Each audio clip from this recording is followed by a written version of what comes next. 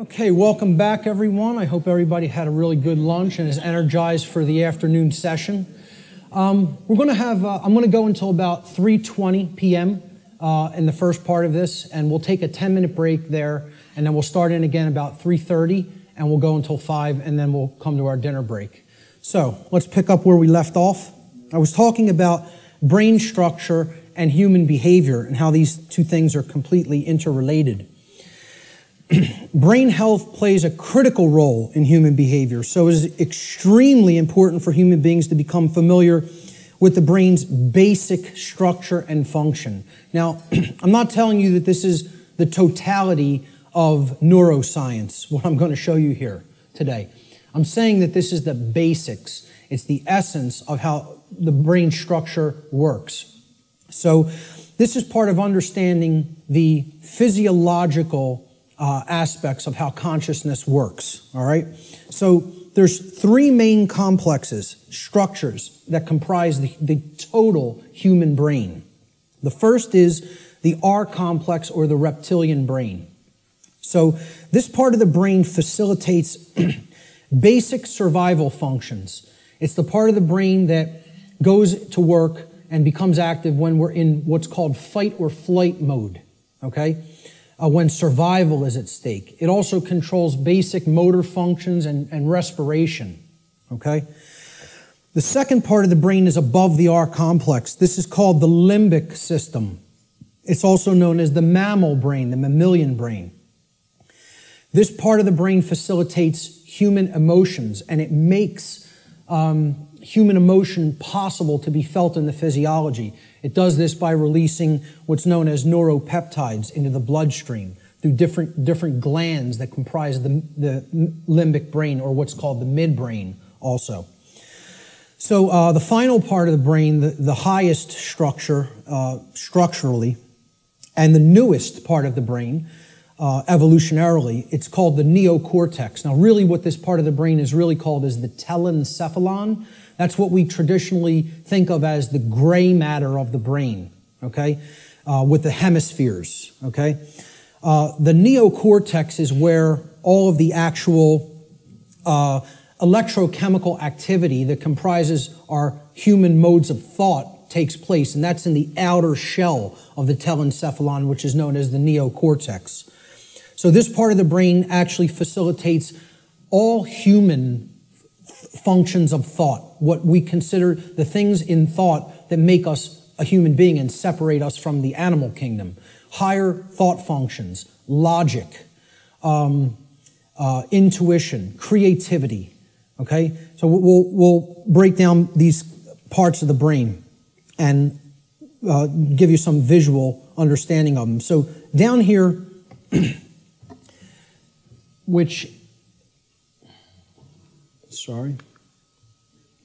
down here is the reptilian brain.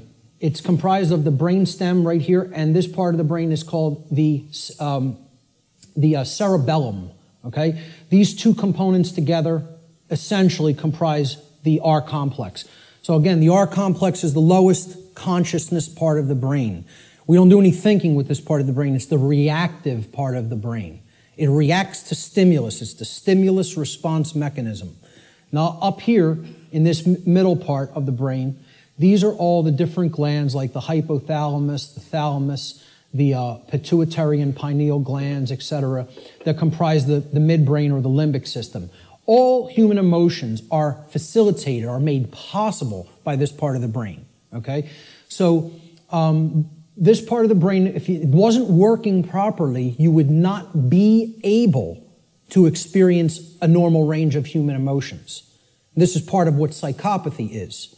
Psychopaths, this part of the brain is not functioning properly, whether it be from a birth disorder or whether it be from conditions over one's life that if someone has stayed in chronically has numbed out this part of the brain and it is not functioning properly anymore, so the person's not actually experiencing a normal range of emotions. This part of the brain, which again is the telencephalon, this gray matter part with all of the grooves, etc., that's the neocortex. The neocortex is the outer casing, basically, of the telencephalon, the higher brain. It's the human brain, okay? Neo means new, so it's the newest part of the brain structure as far as evolutionary development of the human being goes. So this part of the brain facilitates all higher order thinking. Now, what you have to understand about the telencephalon, or the hemispheres of the brain, is that they're first of all bilaterally symmetrical, and they generally control different functions of thought. Now, I'm not telling you it's 100%. Neuroscience is more complicated than that, okay? But in general, the left hemisphere of the brain is what governs logic, analytical thought, and scientific and mathematical thinking, and also linear thought processes, okay? Physical world tasks and details, being able to break things down and analyze them, all right? So this is taking things apart, breaking them down into smaller components, and analyzing the pieces. That's what the left brain does. You could look at it as a series processor. Okay, it has to go into this part first, then here, and then we could spit out the output. A linear process, like a series processor. Okay, the right side of the brain, the right hemisphere, governs or generally facilitates and makes possible human creativity, our emotional makeup, okay, all the emotional dynamics of the human being, holistic thought, being able to see the big picture thinking, pattern recognition, and then things like compassion, nurturing, care, okay, ethics to a large extent. And I would say ethical thinking comes from a balance between the two, as we're going to get into. Now, if this left part of the brain here becomes chronically dominant, the masculine part of the brain. And again, I'm putting these symbols here. This is an ancient archetypal symbol called the blade. It's a simple upward pointing triangle. And this downward pointing triangle is another ancient archetypal symbol that was referred to in the ancient world as the chalice, the cup, etc. Okay? And this was a rudimentary phallic symbol, and this was a rudimentary womb symbol, representing the male and the female, or the masculine and feminine, more accurately, components of the consciousness. The idea is to keep a balance between these two.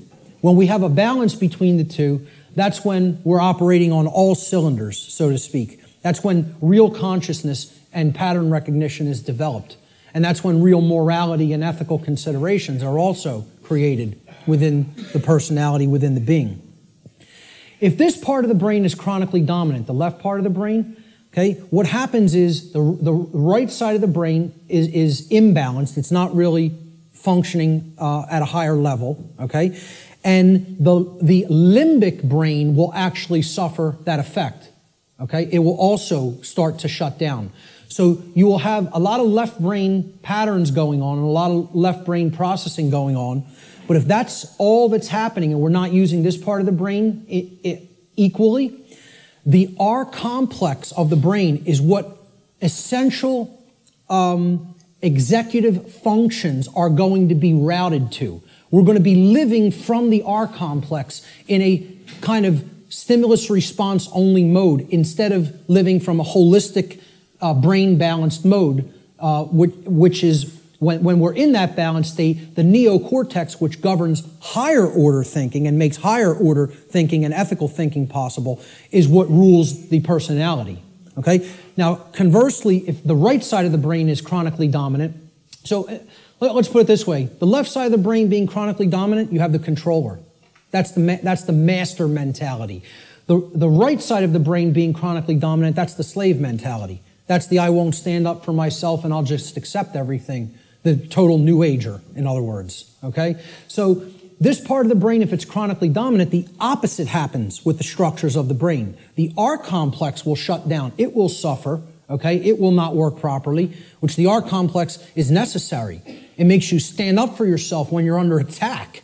Again, it's the fight-flight response. In a dangerous situation, you've got to know whether you're going to fight whatever's attacking you or whether you're going to get out of dodge and run away. Okay? That's a survival mechanism that's necessary when there's danger. So When this part of the brain is chronically imbalanced, the R complex gets shut down. People freeze, essentially, and they don't stand up for themselves and take action. What's happening is they're being ruled by their emotions. And again, the limbic brain governs all emotions, positive and negative. So that's compassion and that's fear. It's any possible human emotion. The midbrain is what's ultimately facilitating that emotion in the physiology. All right? So if this part of the brain is chronically dominant, the opposite happens. You go into slave think, you shut down, you freeze, you're ruled by the emotions, and you don't stand up for yourself. So, the neocortex of the brain has two hemispheres. The left brain largely facilitates logic and scientific thought, while the right brain hemisphere largely facilitates creativity and compassion. When both hemispheres are in balance, the neocortex acts in its proper role as the executive command center of the whole human brain. And that's when true intelligence is born. Now, true intelligence is a concept that I think more people really have to understand. People have equated intelligence with intellect, especially in the Western society. All right? Intellect is not intelligence. Let me say that again. Intellect is not intelligence. Intelligence comprises more than intellect. Intellect is left brain understanding. True intelligence is holistic understanding, with the right brain included in the process. The nurturing, compassionate, creative, and intuitive sides of the consciousness together with the intellectual aspect of the consciousness. And you can see this in the word. Intelligence. Right? Intella is where intellect comes from. Okay? And gens, G-E-N-C-E, comes from the Latin verb generare. Generare means to generate or to create. So it's the creative aspect of the personality or the right brain. So intellect plus creativity, logical thinking plus nurturing and compassion. That's real intelligence, holistic intelligence. And most people in our society are not in holistic intelligence. They're in one form of brain imbalance or the other. So let's look at how this manifests. If a human brain's left brain hemisphere becomes chronically dominant, the R complex will take over executive function of the brain, and the person will become ruled by selfishness and base desires. And they will develop a personality that is based in domination and control. Conversely, if a human being's right brain hemisphere becomes chronically dominant, the limbic system will take over executive function of the whole brain, and the person will become ruled by their own emotions and develop a personality that is based in submissiveness and naivete. Okay? The slave think mentality. The schism of the individual. Okay? Now this is critical, because this is not only a schism within the individual consciousness, it's a schism of worldview, of the way we view ourselves in the world and the way we view our relationship to others in the world. So I call this the mental schism. And it highlights basically what will happen, what kinds of thinking will manifest when certain types of brain imbalance are present. So when we're in this schism, and again, most of humanity is, if we're overly intellectualizing everything and we're too much in the masculine hemisphere of the brain, okay, we're not using the right or intuitive capacities of the brain, the right brain hemisphere. What this can lead to in the world is, again, rigid skepticism. Now, what did we say about that? It's not conducive to learning. People aren't really going to learn when they're rigidly skeptical. This is a hallmark of scientism. Scientismists, I don't know what other thing to call it, worshipers of the altar of scientism, okay, they have this rigid skepticism because they're purely intellectual. They're not really intelligent. The creative aspect is missing from their personality makeup, okay? Atheism is a hallmark of overly dominant left brain thinking because that, shuns all aspects of spiritual reality. There is no spirit. The universe is a grand cosmic accident. From there you get things like solipsism. People will say, well, isn't solipsism purely left brain? No.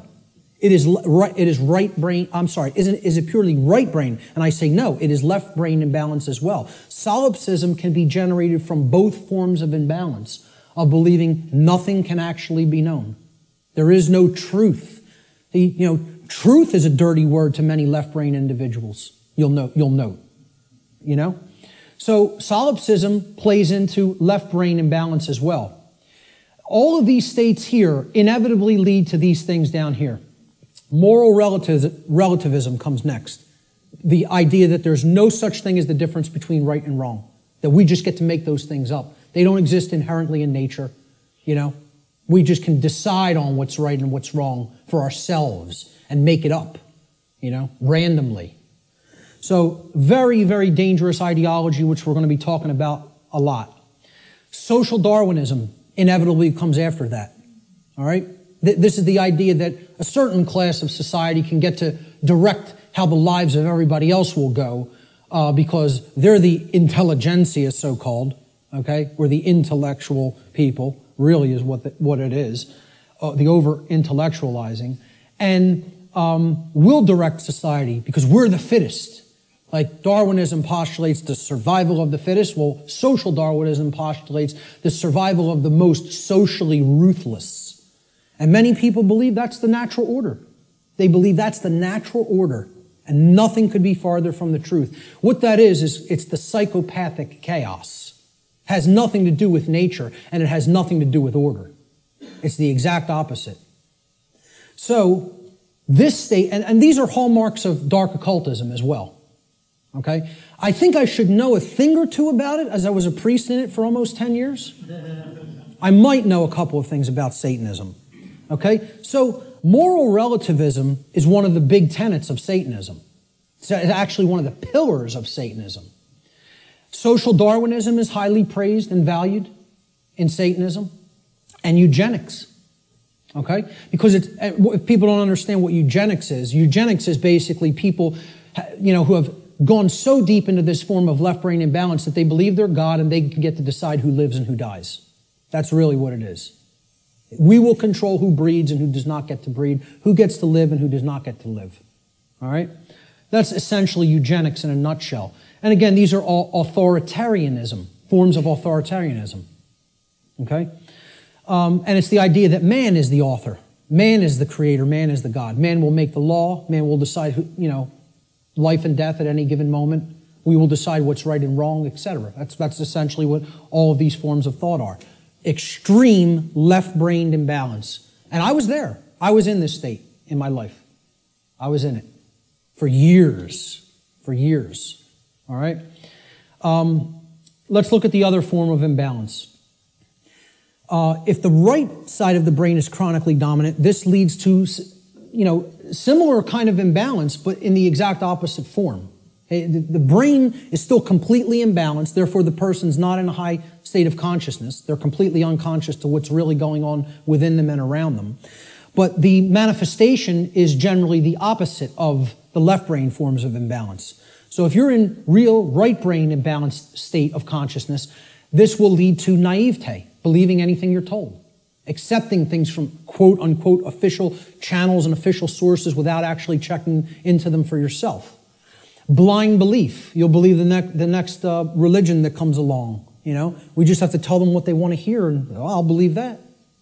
So, New Agers are basically in this category. Naivete and blind belief. People who trust government, of course, are in that category, because again, it's about creating the masters and the slaves. That's what brain imbalance is for. And that's why the controllers want to propagate this imbalance and keep it in place. Again, religious extremism, that's hallmarks of right brain belief, right brain imbalance. Solipsism, no such thing as truth, all from right brain imbalance as well. Feelings of unworthiness, self-loathing, accepting orders from other people, being an order follower. We're going to have a whole section on order followers later, and how this is the exact opposite of anything virtuous. For people that believe order following is some kind of a virtue, I don't know what to tell you, but it's the thing that leads to all evil in the world. is accepting somebody's orders and not actually gauging for yourself whether the activity, the behavior is moral or not. Okay? And it creates a willing slave. This form of imbalance is ultimately generating a willing slave, whereas this form of imbalance is ultimately generating a psychopathic master. And they're all forms of mind control. It's just another aspect of how mind control works. The propagators of mind control are just doing this to keep that imbalance present in one form or another. They don't even care which it is. As long as they have some that are imbalanced toward one direction and some imbalanced toward the other direction, that's how the dynamic plays off against itself.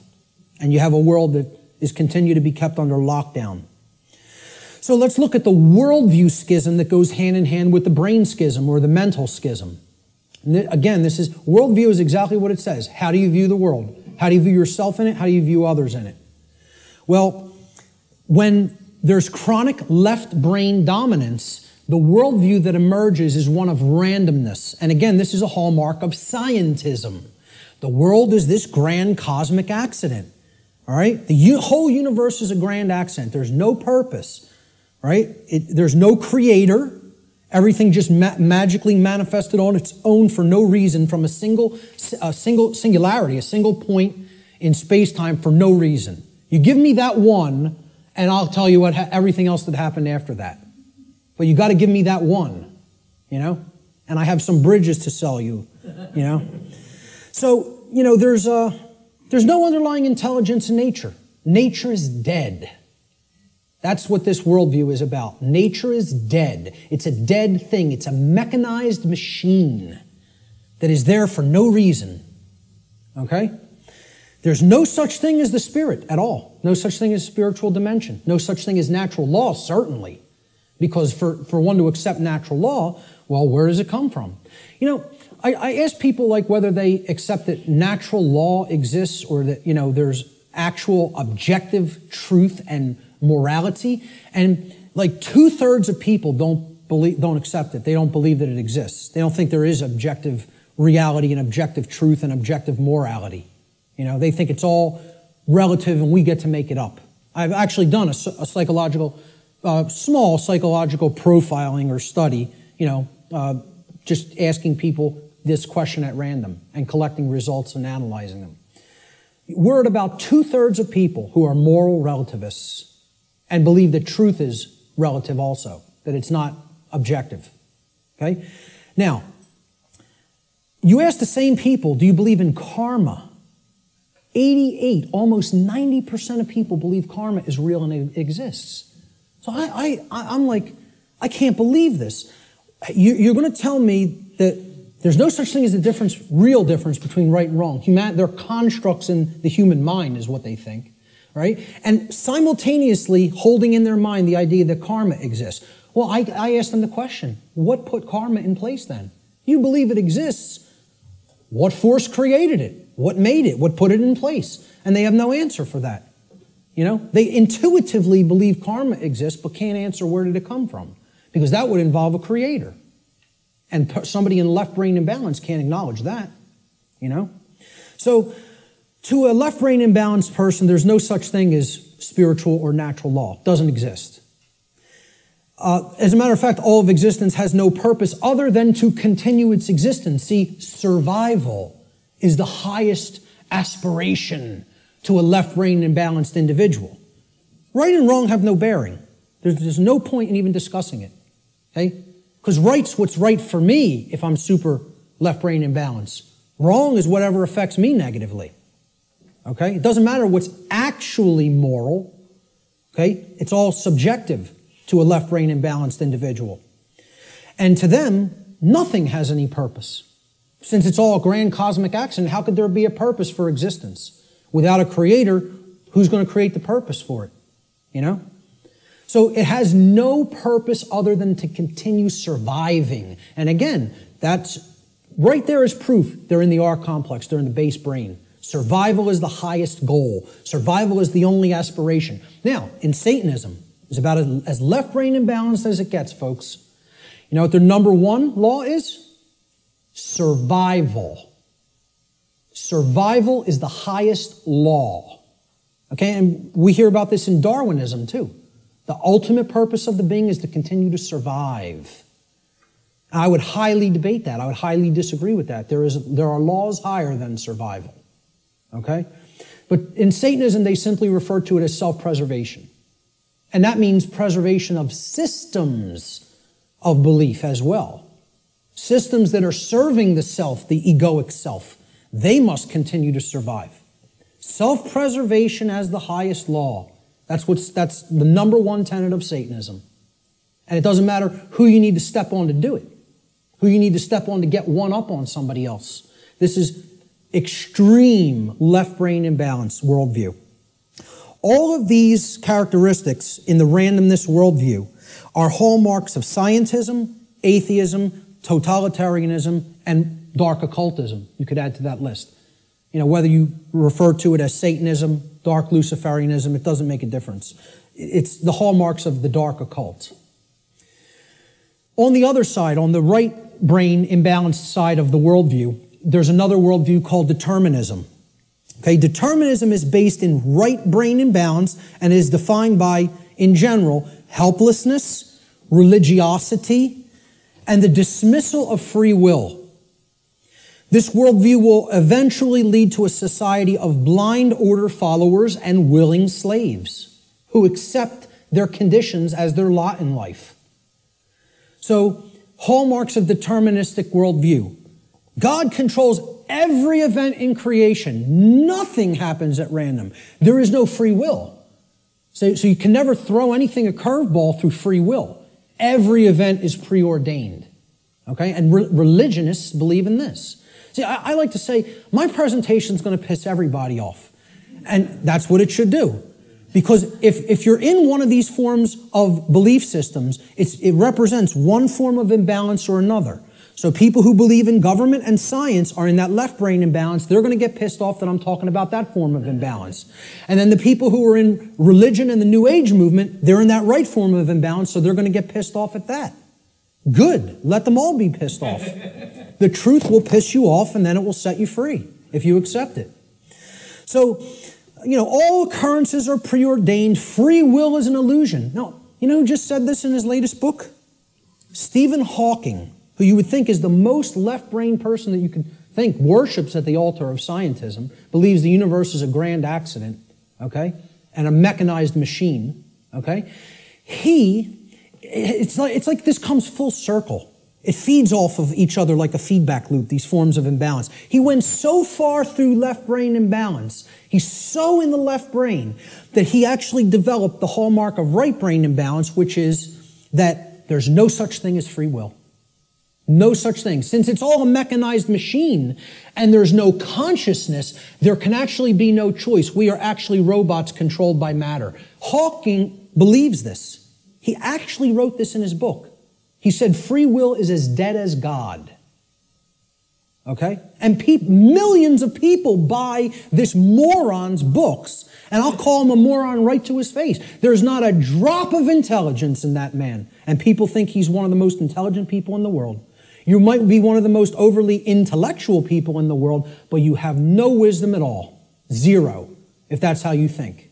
And again, put him in front of me and I'll tell it to him to his face. Okay?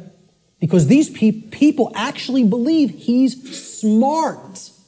That person isn't smart. He's dumb. He's intellectual, but that doesn't make you intelligent. Okay? He has no part of the big picture. None. Just because you can theorize something and visualize it and calculate it mathematically does not make you an intelligent person. That means you're great at using the intellect. You're great at mathematics. You're great at linear and logical thinking. That does not make you wise. All right?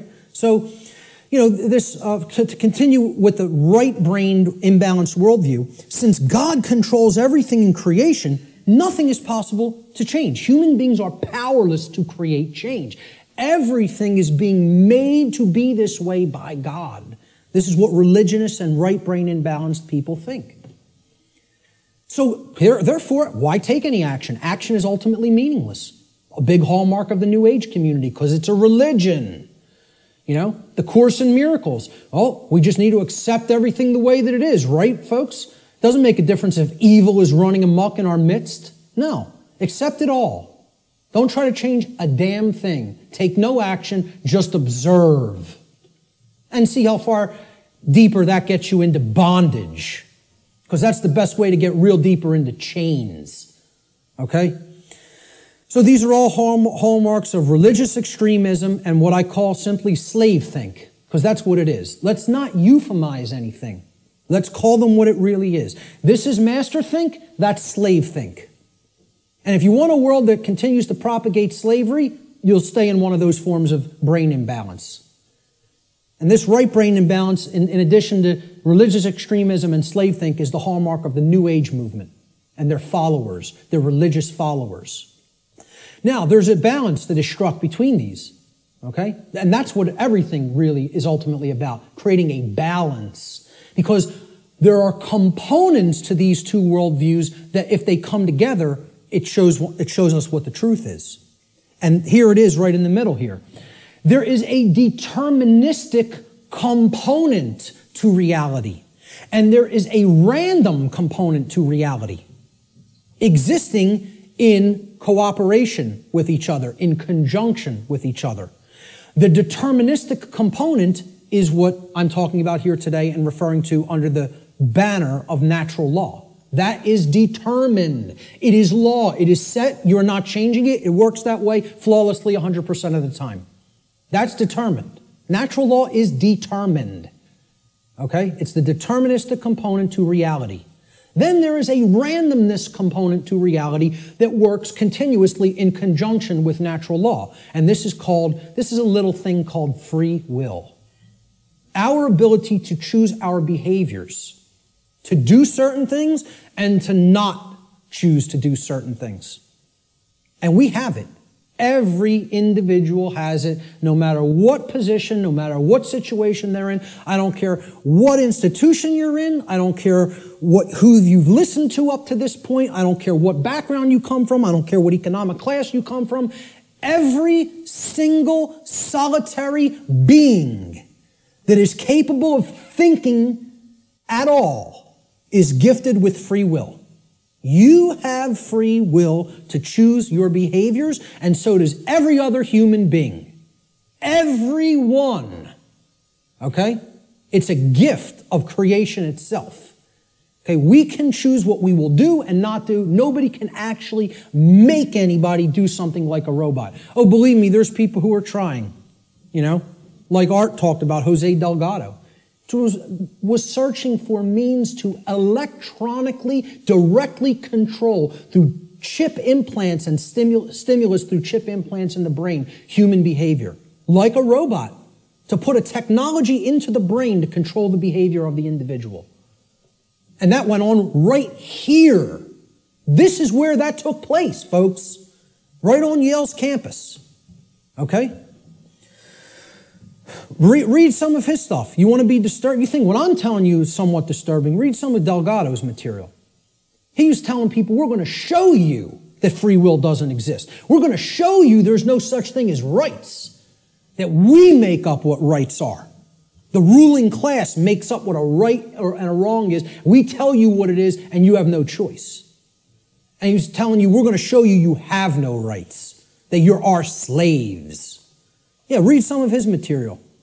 And an excellent book, Art recommended too, Jim Keith, Mass Control, The Engineering of Human Consciousness. If you haven't read that book, get it and read it. And that's just an introduction. And many people think he was murdered over it. You know, so truth lies in the middle of these worldviews. There's a deterministic component called natural law. There's a random component called free will, our ability to choose our behavior freely. So let's look at this debate that's been going on since time immemorial of human nature versus human nurture. And again, I'm getting ready to piss everybody off, okay? This debate's been going on forever. Which is it? What's human nature really look like? What's its essence? Is it angelic or demonic? Okay? I would say it's neither. It's neither one of these things. It's not both. It's neither.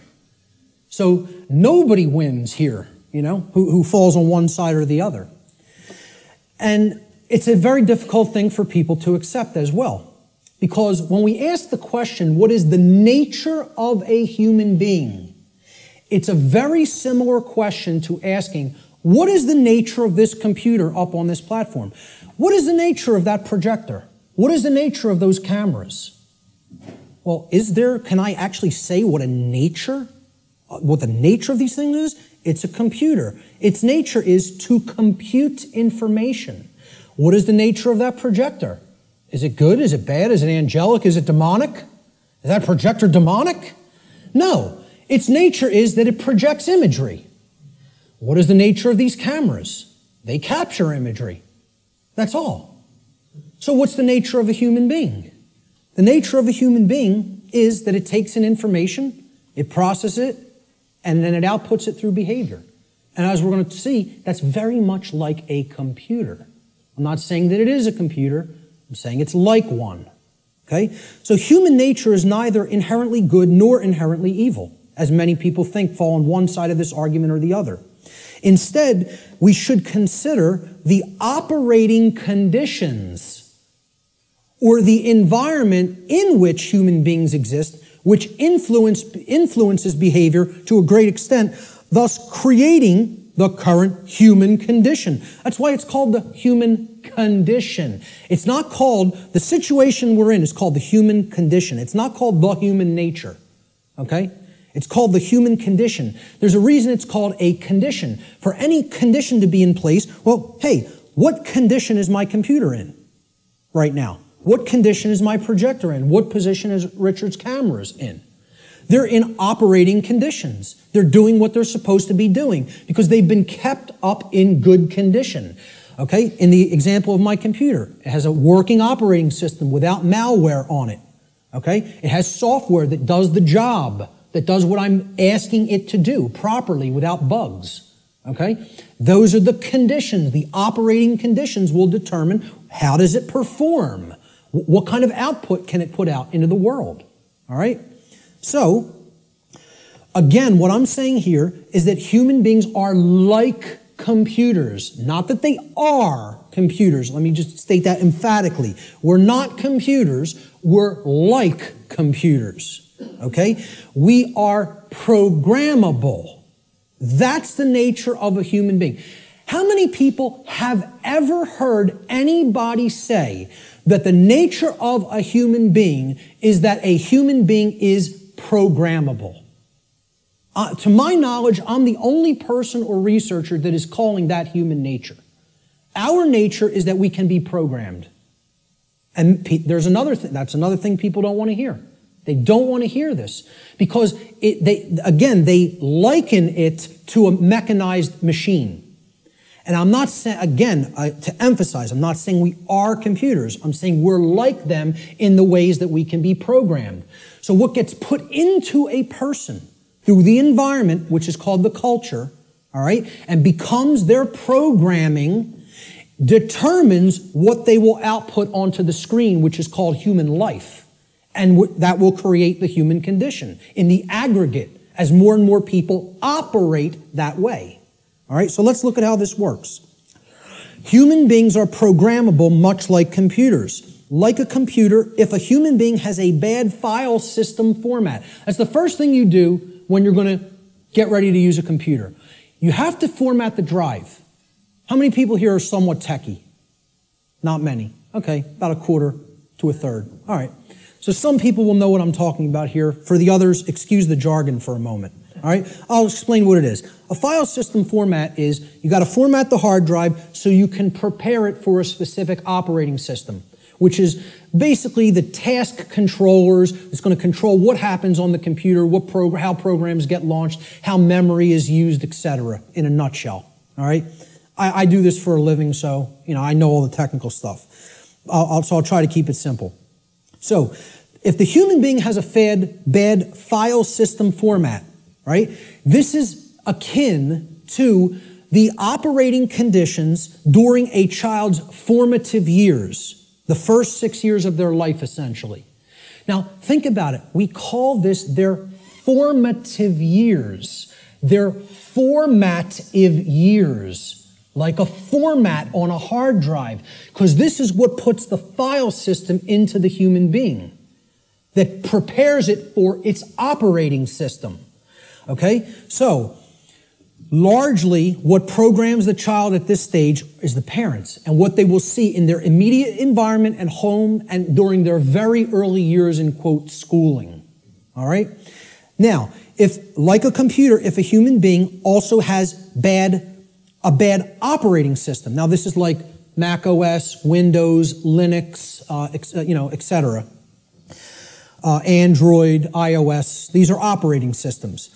Again, they are basically providing a platform that other programs will run in, and they're providing a graphical user interface. This is your culture. The operating system is the culture in which the programs run.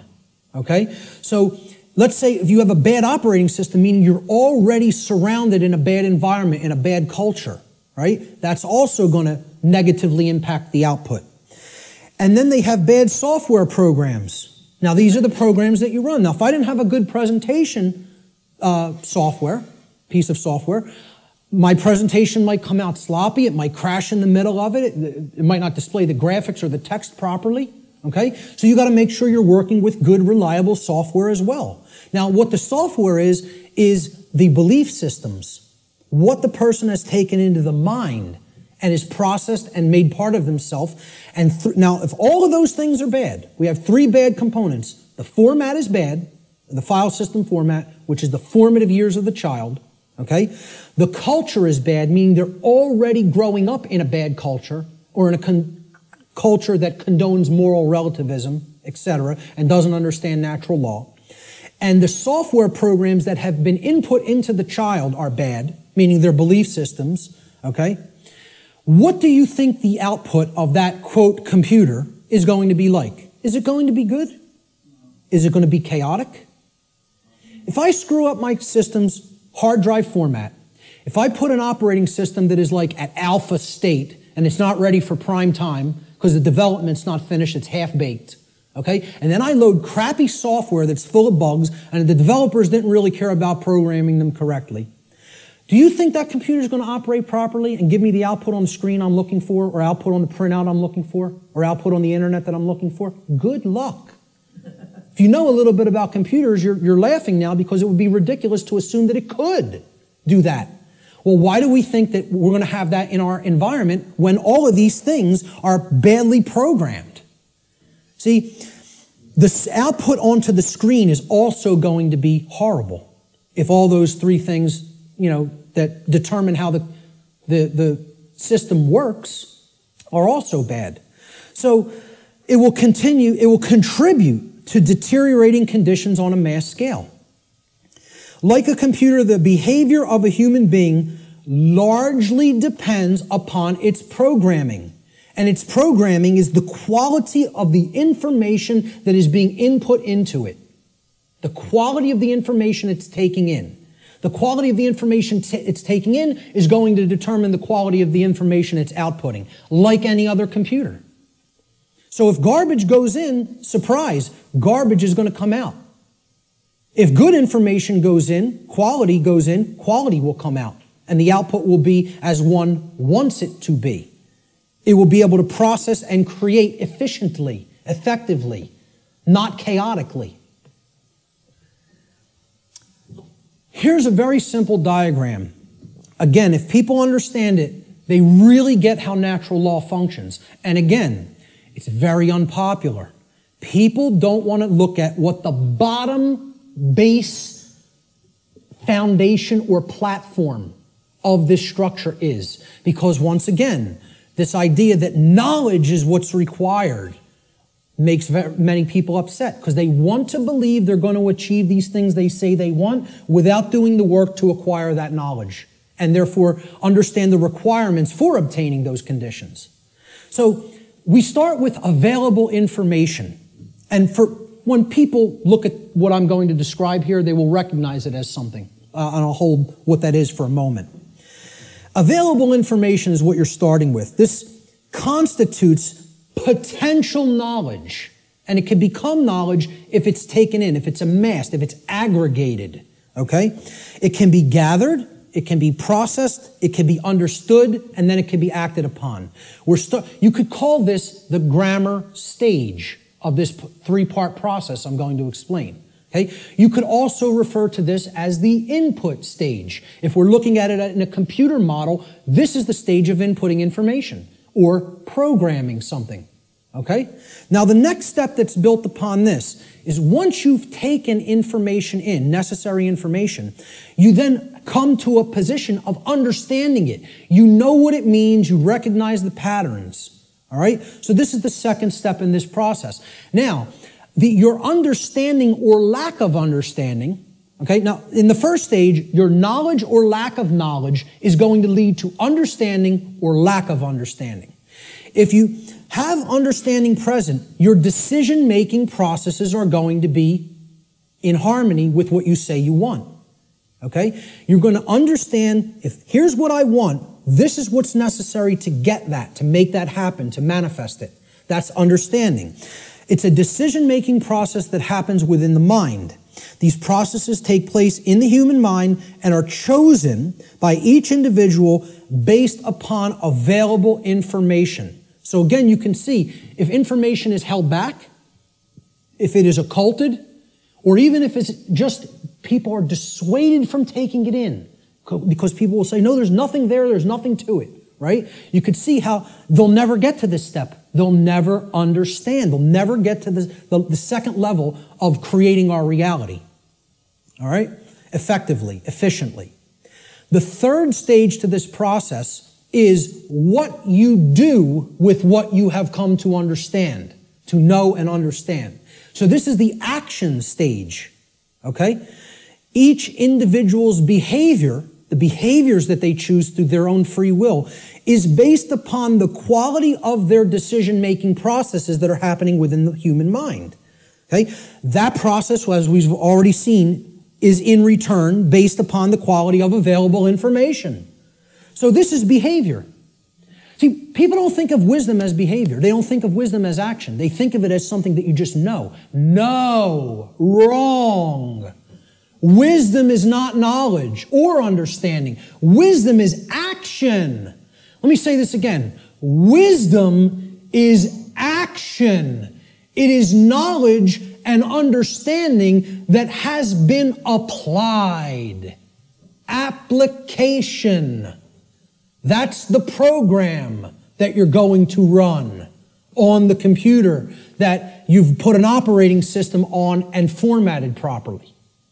The application is the action. When you're working in a computer doing things, you're working in an application. You're not building the things you're building with the operating system. The operating system is what's supporting the program that allows you to be creative.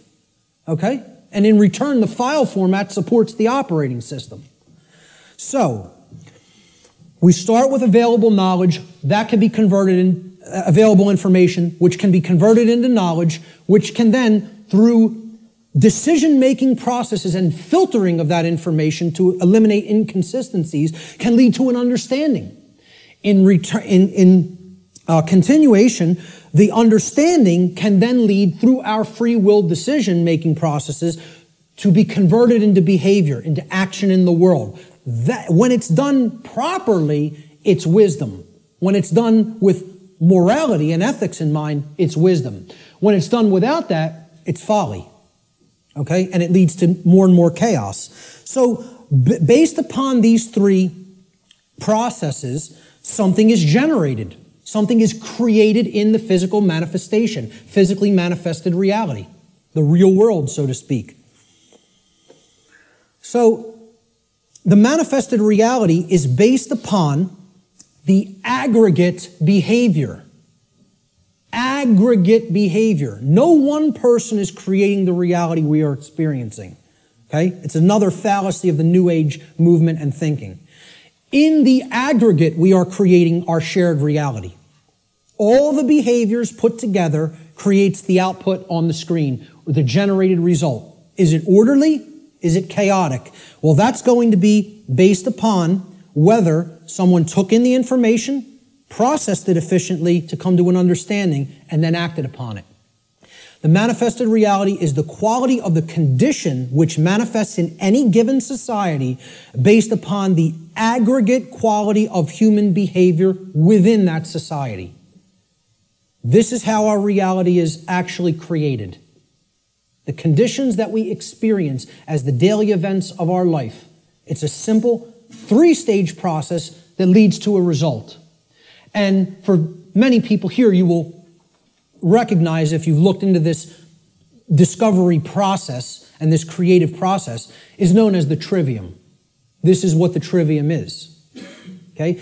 In the ancient traditions, this is what the trivium was labeled. It was labeled knowledge, understanding, and wisdom. In the later aspects, when they passed out of mystery school tradition hands and went into some other think tank and society hands, the knowledge of the trivium was termed grammar, logic, and rhetoric. Grammar being the knowledge stage of aggregating available information, logic being the understanding stage of making using processes to analyze and filter said information and come to an understanding of it. And then the rhetoric stage was the application, the action, taking action based upon what you've come to understand. Now, there's a third way of looking at the trivium in computer jargon, and that is input, processing, and output. And then you get the result on the screen, which is called life. All right? Any way you want to look at the trivium, I don't care. But understand it, know how it works. Okay? Because this is why a big part of why we're in the situation that we're in is that the trivium methodology of truth discovery has been completely obliterated from public consciousness. Completely obliterated. And I ask people how many people have even ever heard the word trivium. Raise your hand if you've heard the word. So a good portion of the people here have. Many people have never heard the word. And if you do a Google search on it, most people are going to get back the band, the metal band, the trivium, which is not a bad band. But, but the whole point here is the results that are going to come back through Google or Bing or Yahoo or whatever are going to give you a metal band, a heavy metal band, instead of the trivium method of learning, the classical liberal arts education methodology. Because they want to try to sanitize that as much from human consumption as possible. They don't even want you to understand how that works at all. And that's why it's been removed from public schooling. And that's why, as long as this society stays the way it is, it'll never be put back into public schooling. I tell people a little anecdote. When I was in high school, and thank God I went to the high school I did because they really hammered Latin and Greek into you. You were going to know your Latin and Greek when you came out of my high school, okay? For whatever other indoctrination they put into you, that's a different story. But I'll tell you what, you came out of there knowing your ancient languages. It was still part of the curriculum when I was in high school. And, again, I think I came out better out of there because of simply the linguistics knowledge that I gained from it. And we read Gaius Julius Caesar's war journals in their original Latin and translated them. And in one of them, he's absolutely lambasting one of his centurions. Okay, they're on a campaign in Gaul, which is France now. And Caesar is, making his rounds of his troops, and they're getting ready to, push deeper into Gaul. And he finds, when they would have their encampments, they would have a lot of, slaves of the Roman Empire that they would take with them on their campaigns that would do a lot of the lifting of the equipment and the carrying of the equipment for the centurions to do battle in the next battlefield location. And the slaves would have to do all that manual labor. And Caesar says to one of his centurions, he's passing by their encampment, and he sees one of the actual centurion leaders teaching one of the slaves the trivium method. And he flips out on him in this journal. He says, I caught one of my centurions, teaching the trivium, and freaks out on him. How dare you teach a slave our method of learning? Soon they won't want to be a slave anymore. There'd be an uprising if they knew what we knew, if they knew our truth discovery methodology. He said, I forget how it really ended, but I think how it ended was he told this centurion, if I ever catch you doing this again, I will personally cast you into the wilderness of Gaul and let the Gaulians deal with you, who knew that the Roman Empire was trying to conquer their people at that point, which is basically saying it would be a death sentence, but I won't even carry it out. I'll let our enemy carry it out on you. That's how much he didn't want their slaves to understand their methodology for learning. And that's the trivium. And that's why most people have never heard the word. So you got to look into it and understand how it works. That's all I can say about it. It is how we build our reality, either efficiently or destructively. So let's look at some of the principles of natural law. Now, in my extended seminar, which goes over a 6-week class of lessons, I get into these principles deeply in an extended form. We're not going to do that today because time doesn't allow. I'm going to briefly touch on each one. Okay? The word principles, let's define it. Principle comes from the Latin noun principia. Principia means first, foremost, leading, chief, or most necessary. It is that which matters most. It is the first things that must be understood before anything else can be understood. Principles have to come first. And this is the problem. Our society does not put principles first. It puts trivialities first, and we're no longer a society that even cares about principles or first things. So first things first. First things or principles have to come first. So let's look at what the principles that underlie natural law. These are the things that are most important. That's what principles should mean to people. If we ask people to define what a principle is, first thing they should say, that's the most important thing. The most important thing in my life. Now, when in the natural law seminar, we did a homework assignment, we asked people what the most important thing was to them.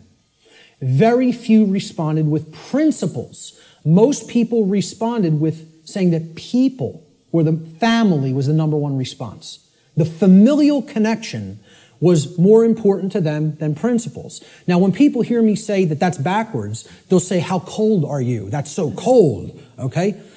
What I'm telling you is that the familial connection, no matter what it is, between a mother and a son, a mother and a daughter, a father and a son, father and a daughter, husband and wife, doesn't matter as much as principles. I'm not telling you they don't matter at all. I'm telling you have to put principles first. Otherwise, those relationships are just meaningless. They don't really have any real value unless they're based upon principles first, which is why so many relationships are dysfunctional. Principles have to come first before you can even build a solid relationship with another human being. So, let's look at what some of the principles of how natural laws work first before we can actually find out what the expressions of these laws are in our lives, which will be the next section. These are what I call the general principles of natural law. Natural law is expressed through 7 basic underlying principles, plus what I have referred to as an 8th or hidden principle, which you hear very few other researchers, even people who are studying this from the occult perspective, who are studying this from the consequentialism perspective, you very hear them incorporate the 8th and all-encompassing principle, which I'll get to last here. This 8th principle, which I call the lost principle, binds all the other 7 principles together. All right? These principles together constitute a master key through which universal wisdom, including the knowledge of the requirements to obtaining what we desire, is then unveiled or de-occulted. When people ask me, well, what do you consider yourself in your performance of presenting what you present? I tell them, I consider myself a de-occultist. I'm no longer an occultist. I'm a de-occultist. I'm attempting to take this information out of hiding. It's been hidden. The hiding of it is destroying the fabric of our society and putting us into bondage. It needs to come out and be non-hidden. It needs to be unveiled and shared widely and freely with anybody who's capable of accepting it and comprehending it now. Because we're not in a position where we could wait longer. We're at the precipice. Okay? There is a moral obligation to bring this information to the public now. Okay? So, I consider myself a de-occultist. One who takes things out of hiding and presents them openly. These are the 7 general principles of natural law. Many people who have studied some variants of occultism may recognize these as what are known as the Hermetic principles. Hermetic essentially comes from Hermes.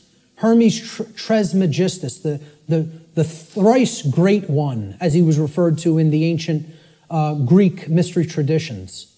Okay? He was considered a messenger of the gods. He brought the wisdom of the gods down to humanity. Okay? In the ancient Egyptian and Cometian traditions, he was the scribe of the gods known as Thoth. All right? He has other incarnations as well. But the Hermetic tradition is named such because it's hermetically sealed, like natural law is. Natural law is hermetically sealed. It is binding principles that are immutable. They are laws that are in operation that cannot be changed. Hence, they are hermetically sealed.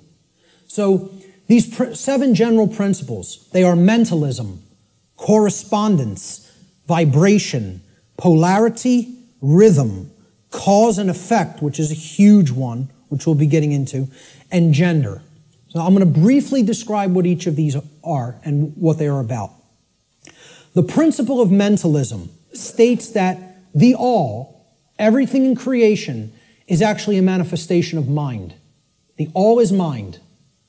Okay? What this means is everything that happens has to be a result of a mental state which preceded it. Everything. For anything to exist, thoughts had to form first, and then they formed the physical reality after. The universe itself is a mental construct of the Creator. Thoughts lead to the manifestation of things and events.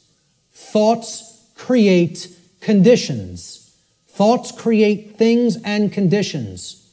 They cannot just magically manifest themselves. Thought comes first. Thoughts create our state of existence and the quality of our experience here on earth, ultimately. Therefore, be responsible for everything. We should be responsible for everything that we create by being responsible for that which we think. Because the thought processes are what are driving the behaviors. People behave the way they do because they have certain belief systems embedded in the mind and running like a program. Their thoughts and their emotions are driving their actions. So the behavior is not magically suddenly going to just change. The thoughts and emotions have to change because they're the driving force behind the behavior. That's when reality will change. See, people don't want to hear that, once again. They don't want to hear, if you want to change reality, you, yourself, have to change the way you think. Because the way you think is not conducive to the requirements for getting what you say you want. They're doing the exact opposite of that in many cases. So that's the principle of mentalism. The principle of correspondence states that that which is above is similar or like to that which is below. So what this means is that which is below, and that which is below is like to that which is above. It's a mirror, okay? The above is like the below is like the above, all right?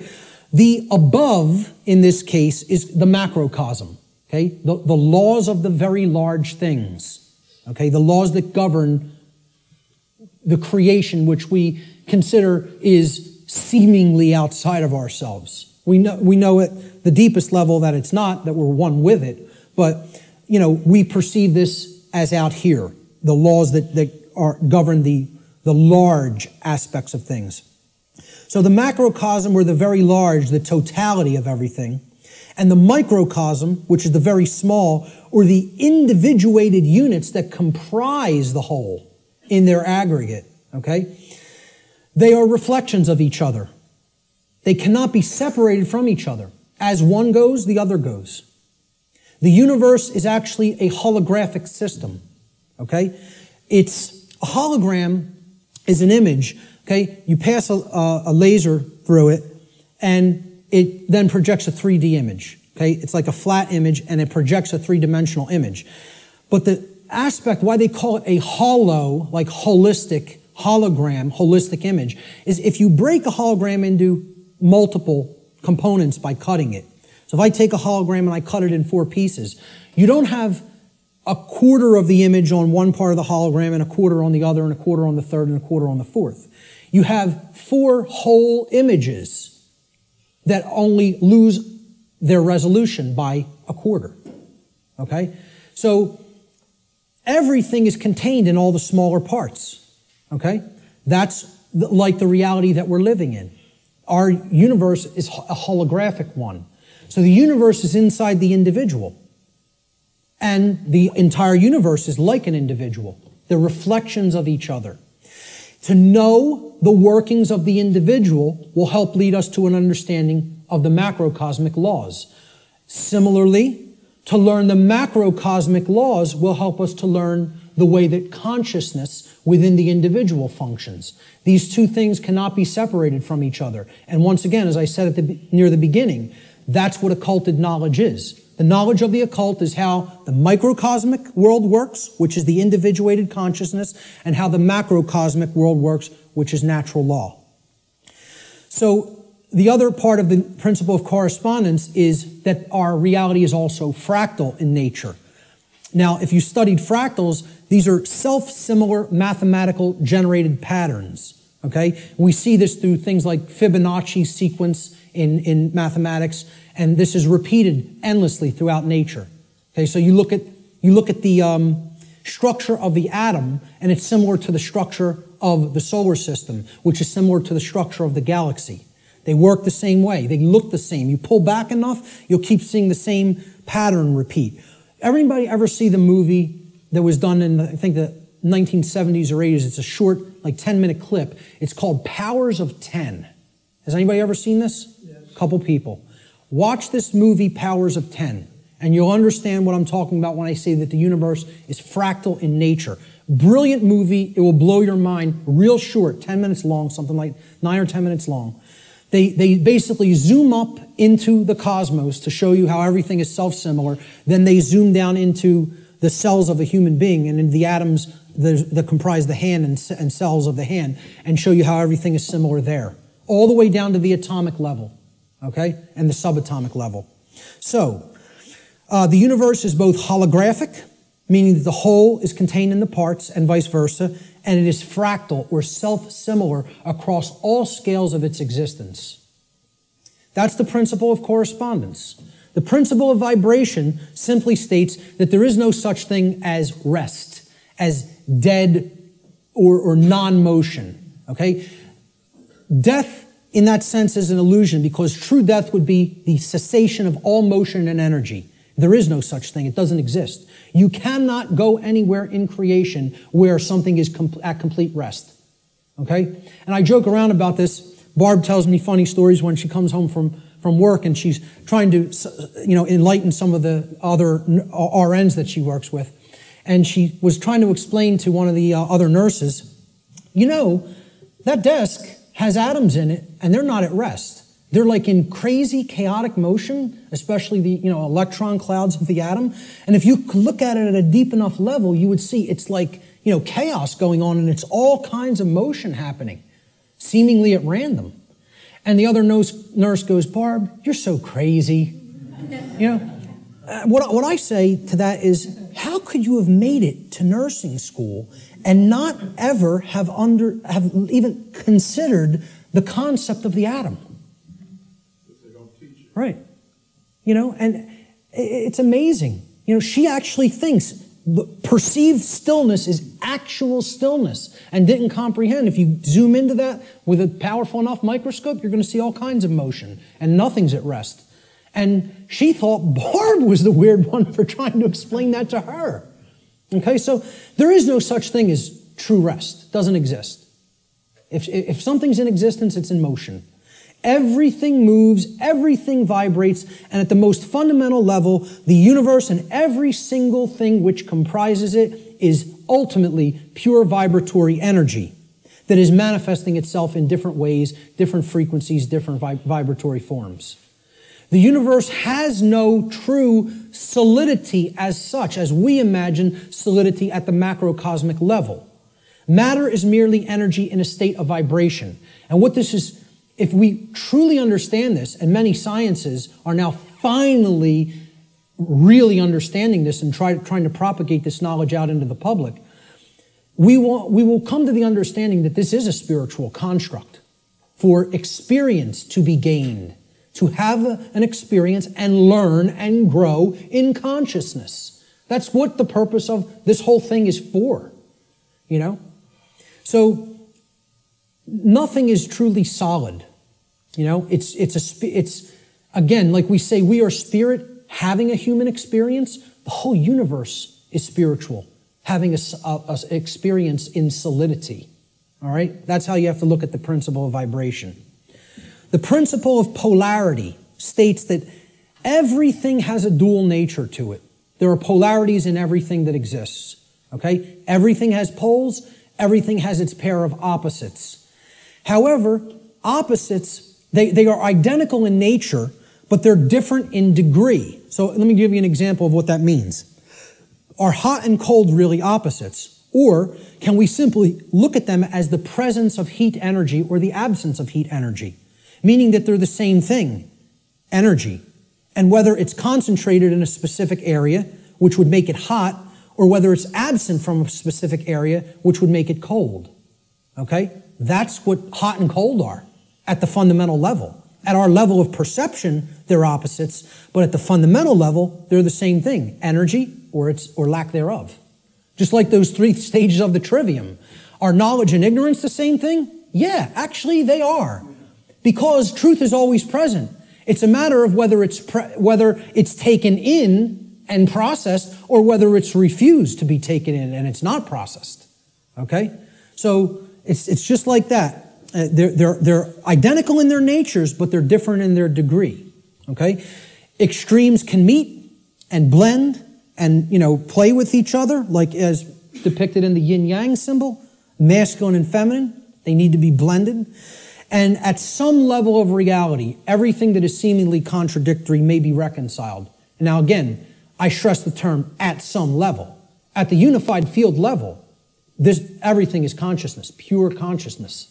However, at this level, there are differences in consciousness. At this level, there are things that are taking place that we need to understand.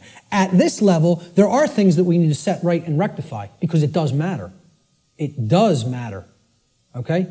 So, again, be careful with some of the New Ageisms that get put out there. Yes, can all paradoxes be reconciled? At some level. In this realm, we need to have our feet on the ground in the physical domain. This is the concept in the Hermetic tradition, which is where a lot of this understanding derived from. Out of ancient Egypt, what was known as Kem, the land called Kem, was what the actual Cometians referred to it as. The word Egypt is a bastardization of the capital, the Greek pronunciation of the capital city of Kem, which was Memphis at one point. And that city was referred to as Hygeptos in Greek. And that became Egypt in English. But the original name for Egypt was Kem. That's simply called black or dark in their language. It was the black land. And we get the word alchemy, which means, again, from. Okay? It means from the black land. Al-Kemet, which is where alchemy comes from. And that means out of darkness, this knowledge will come and bring light. Because a lot of these mystery tradition teachings do come from Kem. And also the people who took it from Kem and started to propagate it in other areas were the Greeks in the Greek mystery traditions. And again, there was light sides and dark sides to all these mystery traditions. Okay? There were some who used the knowledge wisely and tried to propagate it and tried to elevate human consciousness, and there were those who wanted to use it selfishly for their own benefit and to control others. So my point was that in the Egyptian mystery tradition, I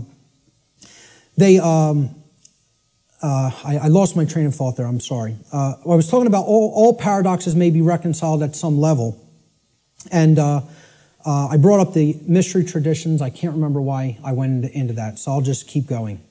Let's look at the principle of rhythm. Everything flows out and in. Everything has its tides. All things rise and fall. Okay, so everything has a rhythm to it or a swing to it. There's tendencies that exist in energy. The pendulum swing manifests in everything that we undergo, everything that we perceive. The measure of the swing to the right is the measure of the swing to the left. It's just an opposite. It's perceived as an opposite. Rhythm will compensate. Now, how this should be understood when we are talking about natural law is many people will say, well, that's just the way the tendency is moving us. It's just the way the tide is taking us, right? But that's not really accurate. Okay? We can't look at these things as that the rhythms are set in stone and it has to be this way now, right? One of the things that a lot of the Hermetic tradition taught regarding these laws, these principles, were they can be overcome by higher levels of consciousness. Okay? This one was one of them. Rhythm is a principle that is a tendency for something to swing a certain way. Let's liken it to genetics. You know, if you look at some newer biology, a lot of modern biologists are suggesting consciousness plays into whether a gene activates or not and expresses a certain condition. Well, this is the same way. There's something that can be done about the swing or the tide, okay? Let's look at it as you have a boat, and you want to row the boat out to sea, right? You have to get past the tide. You have to get past the breakers and the waves. And if that tide's really strong at high tide, it's going to be very much more difficult. You're going to have to expend more energy to get it out to sea. If, however, you were taking it when the current's moving out to sea, okay, there's a flow that's moving outward deeper into the ocean, and you start rowing that boat then, you're going to be able to do it much more easily. Okay, so if there's winds pushing along a plane, it's going to have to expend less energy. It's going to get there more quickly, okay, because it's adding to the energy. If, however, you're flying against the wind, you got to expend a lot more energy. It's just a tendency. You can still get to where you want to go. You may just have to exert more effort. Right now, we're in a tendency of things are not flowing, okay? It's an ebb, all right? And it's something that needs to really have more energy put into it if we're going to resist the tendency. It doesn't mean nothing can be done about it. It doesn't mean it can't be overcome. It means at the time we're living in, okay, we want to make this motion go in this direction, but its tendency is to move in this direction. So more will is required at this time to move the consciousness. At other times, the consciousness may be flowing in a positive direction and it may take much less energy in order to move that consciousness forward. However, we're not living in that time. We are living at what many researchers have called the Kali Yuga, or the age of darkness and destruction. You know, this is the point that resists the flow in consciousness the most. And it's going to take an enormity of effort to break down these pre-existing belief systems that don't serve who we are. So that's the principle of rhythm. This is the principle here in natural law that most fits in with how I'm using the term natural law today, cause and effect.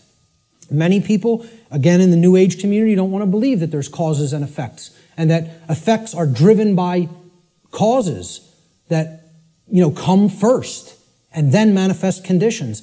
So the principle of cause and effect simply states that every cause has its effect and every effect has its cause. Every single thing that occurs happens according to law. All right? Chance is a name for law, a law not recognized. There are many planes of causation, but nothing escapes the law. So again, is there free will? Yes, there is free will.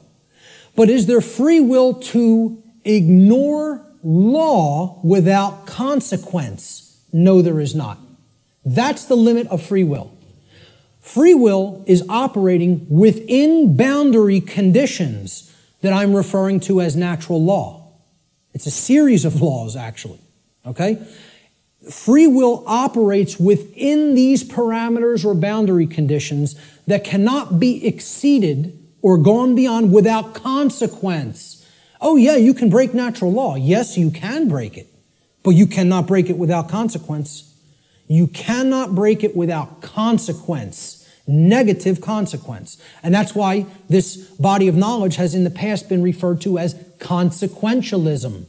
It is the knowledge of how consequences are generated by our free will decision-making processes within the boundaries of natural law. So this is the law of cause and effect, the principle of cause and effect. And I think this image, I was searching for images that encapsulate cause and effect, and I found this cartoon, and I think it does it brilliantly. Most of all, because will the effect happen immediately? No, it will not happen immediately. There is a time lag. You set the cause into motion. The universe is going to intelligently bring to you, through a rearrangement of all the dynamics that it needs to rearrange, the effect of what you've generated by setting that cause into motion. And there is a time gap between the cause going into place and the effect coming around and hitting you. This is why the pattern recognition of cause and effect is more difficult, because it is separated by a time lag, by what we perceive as linear time. Now, if you did a wrong to somebody and immediately you were stung by a wasp, every single time you did a wrong to somebody, it showed up and bit you immediately within 2 seconds of you hurting somebody, stealing from somebody, lying to somebody, etc.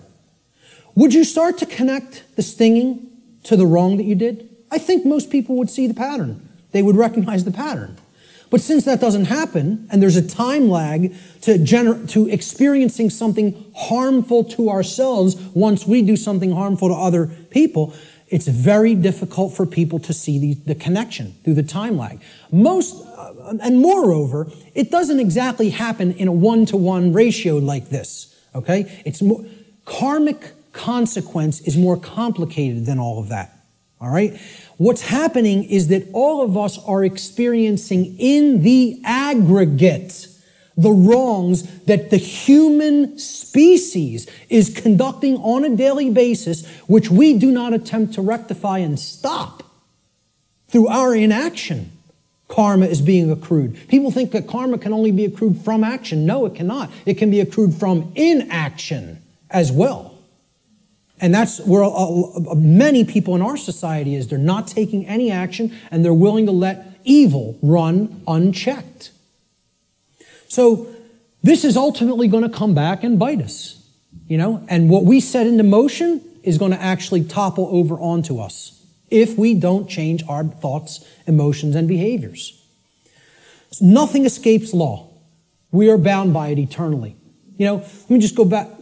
I'll leave it on this slide for a moment. You know, for some people familiar with my work, you've seen me break down the Matrix trilogy. And the law of cause and effect is brought forward extensively in the second Matrix movie, The Matrix Reloaded. And the scene that encapsulates this the most is the character of the Merovingian, who tells to the heroes who want to be free from the Matrix and its control, okay? You are coming to me without an understanding of why you are in this position. You don't understand the causal factors that have led to the current conditions that are in place. Therefore, you are coming to me with no power to effect change. You are powerless. So why should I help you? You're powerless because you lack knowledge and understanding of what set these events into motion. Why? The question why. He says, why is the only source of real power. Without why, you are powerless. He's talking about cause and effect, and he says it specifically. Causality, he calls the only real truth. And this is the villain. The words of truth come through it's a big technique in Hollywood too. The words of truth are spoken by the villain in the movie or in the series. Okay? But if you listen, and there is a twist, a dark twist to what he says. He says free will is like an illusion. No, it is not. That's where the dark occultist is trying to trip up the heroes. There are both free will and natural law. He tries to say free will the Morpheus character says to him, everything starts with choice. And Morpheus is correct. Our choices set that causality into motion before it becomes an effect. And the Merovingian tries to tell him, no, there is no free will. That's where the dark occultist will give you the bulk of truth and then poison it with that one thing he wants to get you to accept.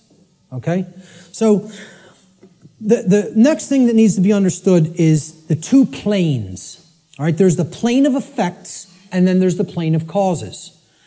No power to affect any change lies on the plane of effects, which is the physical manifested reality. Again, what already is, nothing can be done about. What already is, you cannot change. You cannot change the past. You can change what it is starting now and make sure that it gets changed in the future.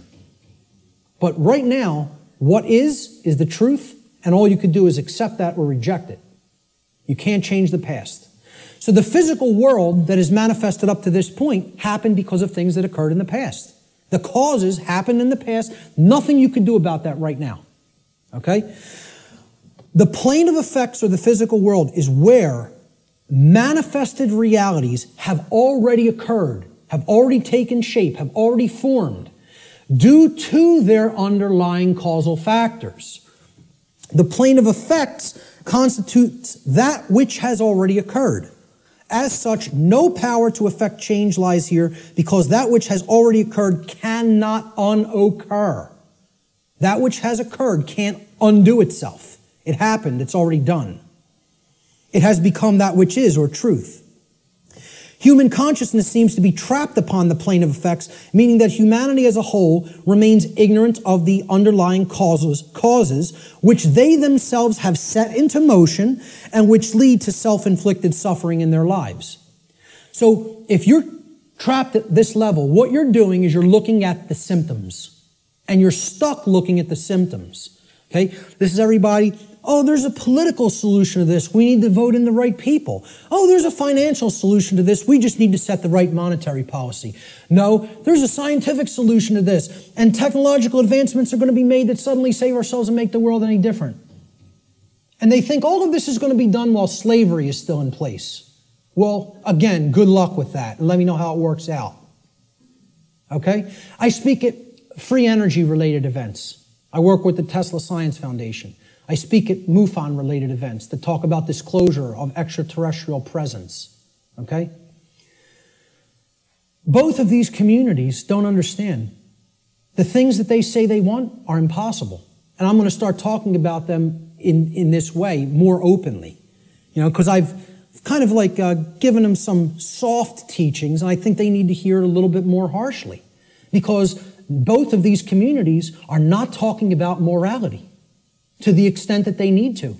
They think we're going to have free energy, but nothing's going to change as far as the social structure of the world goes. We'll just develop free energy and that'll magically save us. We'll still have slavery, but free energy will be here and the world will be a magically better place. The UFO community, they often think, oh, we're going to get disclosure. They're going to come out and tell us everything they know about other intelligences that are out there in the galaxy and in the universe with us, okay? And they think they're going to get that in a climate of slavery. Well, good luck with all those things. You got to take down the existing structure first, okay?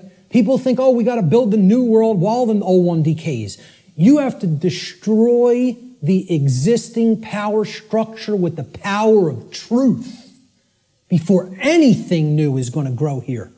Because this place is a garden full of weeds, of poisoned ideologies and completely erroneous belief systems that have no bearing on truth whatsoever and cannot get us what we say we want.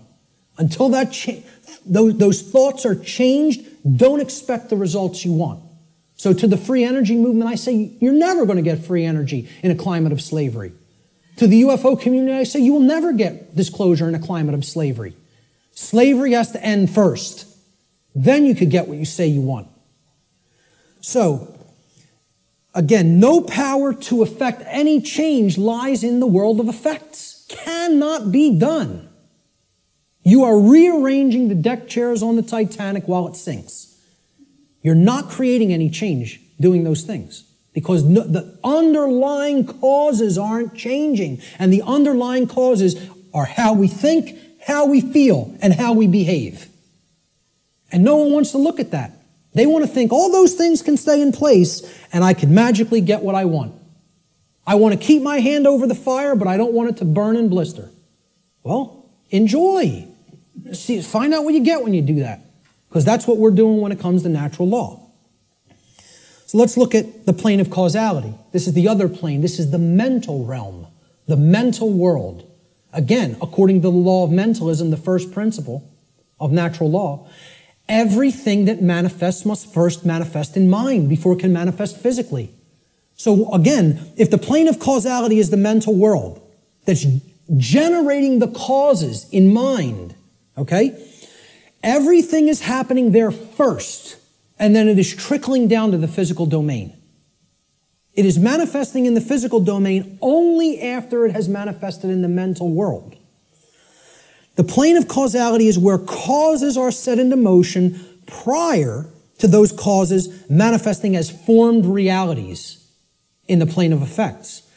This plane of causality constitutes the causal factors, the why, which underlies and precedes all manifested things and events. All power to effect change lies on this plane of reality. Human consciousness must move away from the plane of effects and to the plane of causality in order for human beings to understand the causal factors of the conditions which they are collectively manifesting in their lives.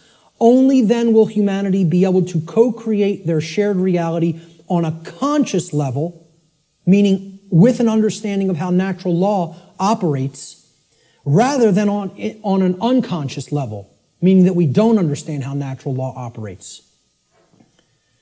And I just look at it in a simple graphic, in a simple, chart or graph. This is the higher realm.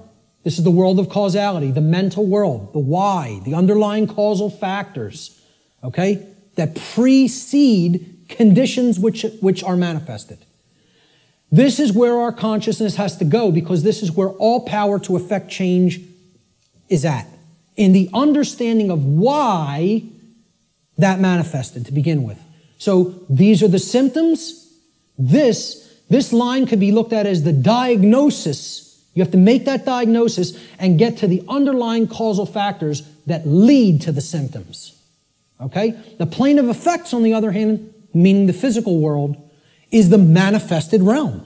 That which has already occurred, that cannot be undone.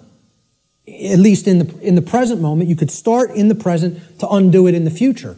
But as far as the present moment and all moments in the past go, you're not changing that. That's truth. That's what is. Okay? That's already manifested. You can't change it. No power to effect change lies in continuously analyzing the symptoms. You got to do that long enough that you know where the problem's at. You've made the diagnosis. Now you can get to the causal factors and start going to work changing those causes. Okay? Unfortunately, this plane, the plane of effects, seems to be where human consciousness in the aggregate is trapped. It can't seem to get past there. Even if it recognizes the problem, it wants to keep describing the problem. It wants to keep describing the prison. It doesn't want to look at the causal factors because it's afraid of what the causal factors are. It doesn't want to acknowledge the causal factors lie in how we think, feel, and act, and until those things are changed, the external manifestation cannot change. That takes responsibility. The final principle of the 7 principles of natural law, at least the formalized ones, are gender. Again, I'm going to talk about an 8th lost one. Gender exists in everything. Everything has its masculine and its feminine components or principles. We've already seen that when it comes to the human brain, consciousness, worldview, etc. Gender manifests on all planes of existence. Spiritual, mental, physical, everything. Okay? Very simple concept. What I want to briefly talk about is mental gender. Mental gender is the state of coexistence between the masculine and feminine aspects of the mind. Again, we've already looked at this. We looked at the breakdown of the physiology of the brain, at least of the higher order part of the brain, the neocortex. Our left brain hemisphere largely facilitates the masculine aspects of the mind, or the intellect, logic, analytical thought, linear thought processes, while the right brain hemisphere largely facilitates the feminine aspect, or intuition, meaning creativity, compassion, and holistic thought processes. This next section is what I call the lost principle. This is the 8th principle of natural law, which binds all of the other principles together. Okay? It is what I would call the encapsulating principle. Okay? It's the container inside which all the other principles fit very nicely and neatly. However, it's lost because we're not exercising it. See, we already looked at 1, 2, 3, 4, 5, 6, 7 principles of natural law. And there they are represented by these circles overlapping each other. Okay? Can anybody see an 8th circle anywhere? You got it. Correct. Here's the 8th circle. And this might look familiar. You might have seen this somewhere. Okay? This pattern is called something. Does anybody know what this pattern is called? What is it? Not the flower of life. The seed of life. The seed of life. Okay? Now, what happens from a seed? It grows. It generates something. It creates something. A seed has an outer casing, an outer shell. Okay? That if you're going to get to the inner core of it that contains all of the creative, genetic, generative material, okay, that shell has to be there and intact. You break the shell of the seed, the creative essence of the seed is going to be gone. Okay? Now, what is that principle? Here's what that principle is. It's the 8th, or what I call the lost principle. And it's the thing that has to be present in order for any change to manifest itself. And it is not what most people think of it as. Even when I tell you what this is, I guarantee you there will be an inaccurate connotative meaning for what people think this means. Okay? Here's what the 8th principle is. It is known as the generative principle, or the principle which governs creation, which actually is the causal factor that goes into effect and generates the result that we say that we want. But what's the real term for it? Who can guess what the actual term, what the generative principle of creation actually is? No, it is not action. Okay, now most people will say it's love. I want to distinguish it from the concept of love, even as I'm going to describe love in this presentation a little bit later on. Okay? What is it? Procreation. No? What? Somebody said it. But somebody said something else. No? Who? Care. There it is. Okay? The generative principle is care. Now, this is different than compassion. People say, why don't you use the word compassion? Because that's not what I'm talking about. It is a different concept than compassion, or even what I would describe as love. Care, and I mean care with a capital C, and here I didn't even put it with a capital C. I'm just putting it in all uppercase. All uppercase care. Distinguish this from care with a lowercase c. Okay? This means, what are you giving attention and helping to grow? What are you focusing upon? Because what you're focusing upon, that's what's ultimately getting generated, getting created, and growing. And this doesn't mean be ignorant of what's going on in the world and don't look at anything that's negative because you're going to feed that and give power to it. That's not what it means. Okay? That means, you know what you're feeding? In that instance, if you want to do that, you're feeding ignorance. And that's what's going to grow. It's the exact opposite that the New Agers want you to believe that it is. By ignoring the negative, you are ensuring that more of it occurs. You are fueling it by ignorance, ensuring that it grows and takes over. Okay? What care has to be looked at here as is, this is what you're giving your energy to. This is what you're focused upon. This is what you actually care enough about to do, to spend your time on, to put your attention on, to manifest in the world. That's what I'm talking about as care, okay? That's what generates our experience in the aggregate. Most people don't care about what's really happening. Therefore, it is an impossibility for us in the aggregate to change the direction of energy, to change the direction of consciousness, and ultimately to get what we say we want. That's how the real law of attraction works. All right? Here's how it actually operates. The lost principle is the dynamic of care. What we care about on a day-to-day basis acts as the driving force of our thoughts and actions. What did I say we need to develop? The heart, mind, guts. Right? Heart, mind, guts. In that order. Care comes first. You got to care enough to know, to develop the knowledge. Okay? Then you got to act on it and put it into practice. Apply it. So that's the order. Heart, mind, guts.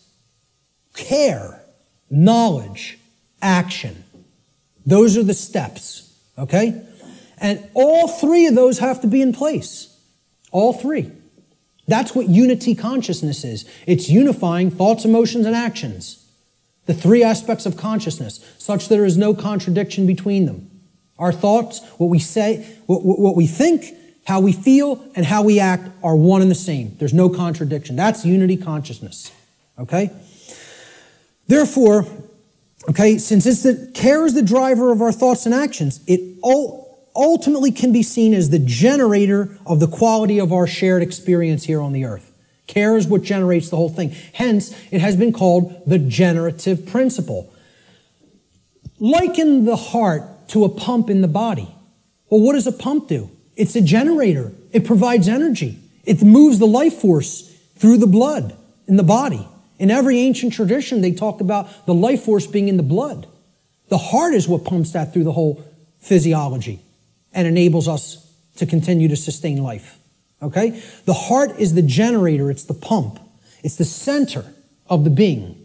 As important as the brain is, which we just talked about the importance of it, the heart is ultimately what's generating the experience. Because what we care about determines what we think about on a daily basis most of the time, and therefore how we behave. All right? So, this principle has often been referred to as the generative principle. Is anybody familiar with the compasses and square symbol of Freemasonry? With the G in the middle? Well, that's what the G stands for at the highest level. They'll talk about many porch masons. These are the exoteric masons that are given the teachings of the profane and they think they're in the know, okay? They're given the information, well, this only means geometry, it only means God, etc., okay? One of the things they'll tell you it means at a slightly higher level is that it means gnosis, knowledge, okay, which we saw the meaning of in Greek earlier. At a higher level, at illuminated levels of Freemasonry, which are above 32nd degree, they will give you what the real meaning of the G inside the compasses and square is. And it is the generative principle. It means genesis, creation, okay? And yeah, you can tie that right back to God. I'm not saying those things are different. And the forms that get created in the physical manifested world are geometric forms. So it is geometry as well. It's all these things. But at the highest level, it's the generative principle. That's what that G really stands for in esoteric Freemasonry. Okay? It's called the generative principle because that means to create. It comes from, the word generative comes from Latin. The verb generare, as we've already talked about, means to create. The generative principle is what we create through. And it's lost because people don't care. They don't have care. Hence, it's the lost principle. Okay? Here's how it works, folks. What we care enough to put our will behind. Okay? So again, heart, mind, guts. Guts is the will.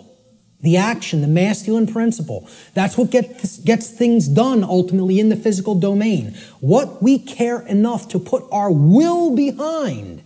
And that's driven by the care. That's the generator or the pump that drives the will. Okay? What we care enough to put our will behind is ultimately what gets created or manifested in our world. The world is the way that it is because most people do not care enough, even if they say, they pay lip service, okay, and say that they want things to be different.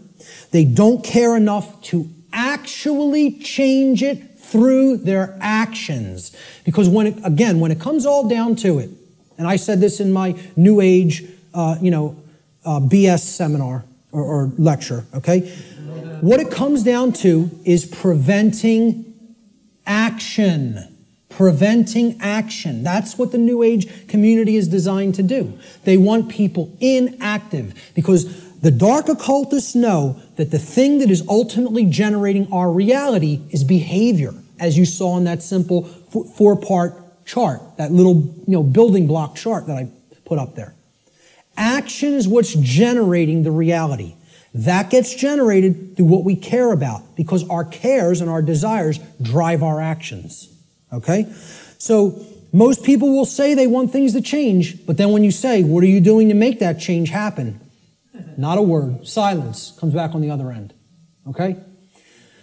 So they don't care enough to change it through their actions. That's what the generative or lost principle is about. And until that principle is regained and people get out of their laziness and most of all get out of their cowardice. Again, in that New Age lecture, I'm talking about what it ultimately comes down to in the New Age movement. And I'll look at any New Ager in the eyes.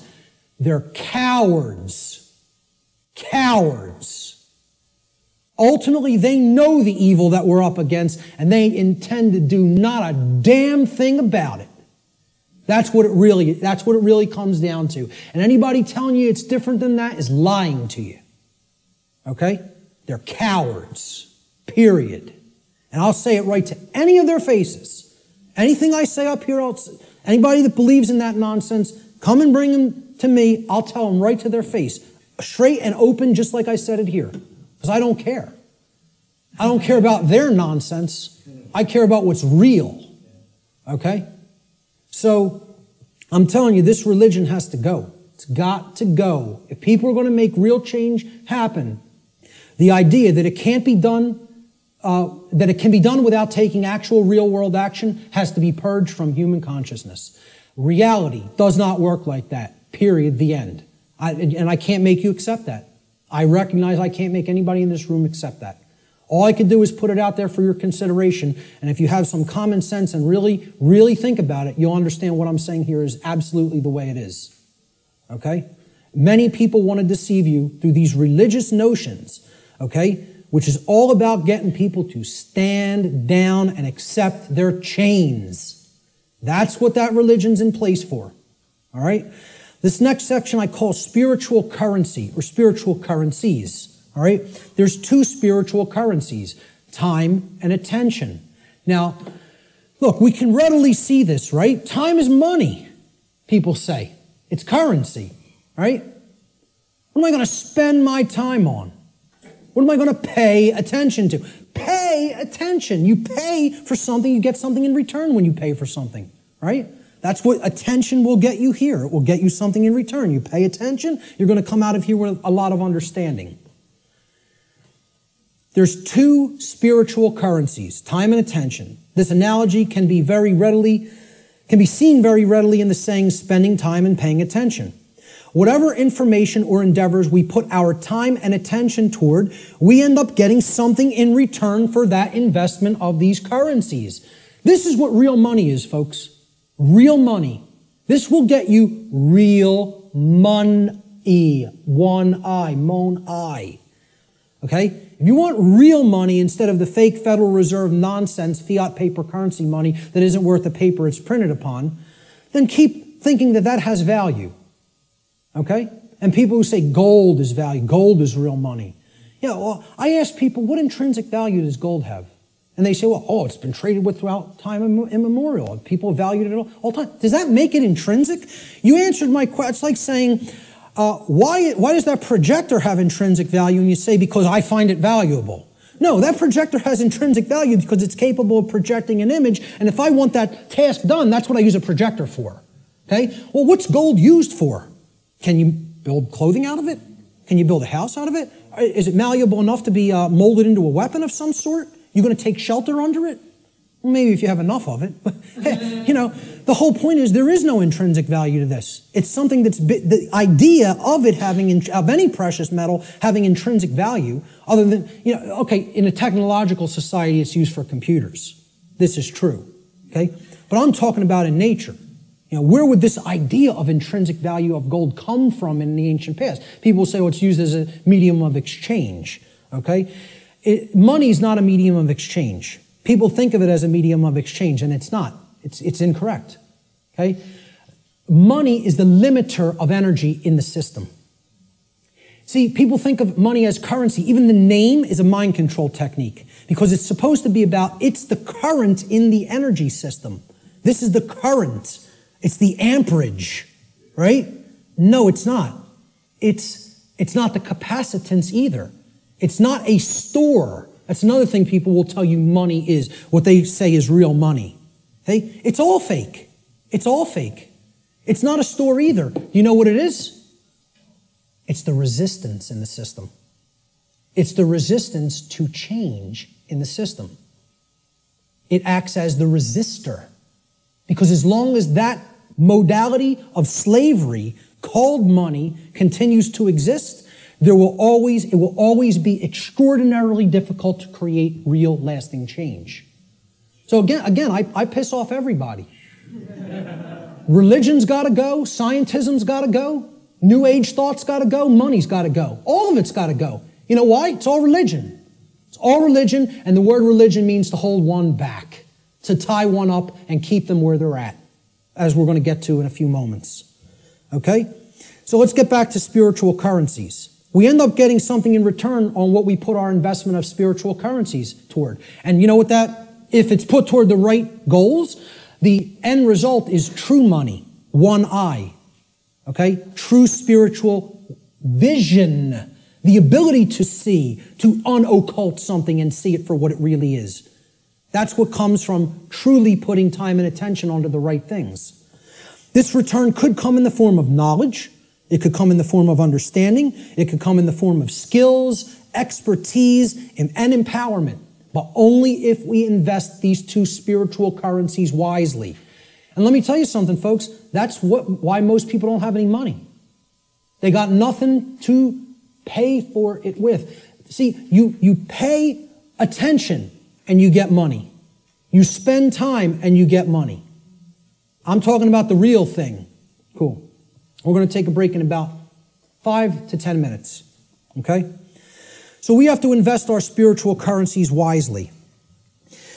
We should seek to improve our quality of attention by placing it upon information that is capable of improving both ourselves and the human condition as a whole. Give me a heads up in about 8 or 9 minutes. Thank you. Such an effort would also constitute a valuable investment of our time. We should ask ourselves, what am I spending my time on? What am I spending my time doing? And what am I paying attention to? That's where you will find whether you're investing in real value, something that is truly valuable. If most of the time we're spending our time on nonsense and trivialities and, divisive things and TV and sports and all other kinds of entertainment and distraction, well, you're going to have a return on that investment, and that return is going to be low. It's not going to result in much money, real money. Okay? Most importantly, we need to ask ourselves, what kind of quality am I getting in return for my investments of time and money? Time and attention, I'm sorry. Okay? These are the spiritual currencies, and that's what most people don't want to give. They don't want to give these freely for a return on investment. They don't want to pay attention to the right things. They don't want to spend time on the right things. This is a simple chart of how our quality of our attention, okay, and again, this is in the aggregate, but it's created by all the individuals, how the quality of our overall attention as a species will affect our world in accordance with the principle of correspondence, which states, as goes the microcosm or the microcosmic units, so will become the macrocosm. Okay? So over here, we have a pure information stream. This is good information. This is information that is capable, that resonates with truth, and is capable of helping to develop wisdom or right action within the being. This over here is the poisoned information stream like we get from the mainstream media, from scientism, from the New Age movement, from government indoctrination centers called schools. Okay? This is the poisoned information stream. Now, everybody's going to take in some form of a mixture of both of these streams. What the goal needs to be is to purify. Just like, hey, you take in bad food, you're going to have bad health. You take in bad information, the output through behavior is going to be bad. So you got to purify. Meaning, if there's valves here on the individual buckets, these are called the individual people, okay? And they're all coming together with the quality of their water, right? What they're holding within their consciousness. And that's all going into the big pool called the world. Everybody's bringing their bucket to the pool, they're pouring it in, and then they're jumping in. And that's the world. That's the quality of the world, right? The quality of this whole thing here is going to be based on how much poisoned, polluted information was in your bucket compared to how much pure information was in your bucket. Okay? So there's valves over here. We got to shut this one off, this brown muddy valve over here, and we got to open this one up. Okay? If we do that, the world will be purified, and we won't be creating self-inflicted suffering. We don't do that, we're going to be swimming in brown muck. Okay? And generating all kinds of problems for ourselves. So, how are we spending our time? What are we paying attention to? Is this what we're doing with our time and attention? Sitting behind the hypnosis box? Which means suppression of knowledge. Hypnosis is the suppression of knowledge or the suppression of spirit. Okay? Or are we going to devote our time to some pursuits of wisdom? Which means developing knowledge, converting it to understanding by processing it accurately, and then converting it into wisdom through action, through right action. And, you got to read to do this. People don't want to hear that either. Okay? Reading is required. The ancient Romans had two words, the same word, okay? That meant two different things in their language. The word was liber, L-I-B-E-R. Liber meant free, as in not a slave. A free being would be described as liber, free. It's the basis of the English word liberty, liberty, freedom, okay? They had the same word also meant a different concept. So the word liber didn't just mean free. If it was used in a different context, does anybody know what else the word liber meant, L-I-B-E-R, meant in Latin? Book. It meant book. Does that tell us something? They associated the Latin word for book also meant free in their language. Okay? And again, liber is the basis for the word library. Okay? Library. Okay? Where you can go to become free if you read the right books.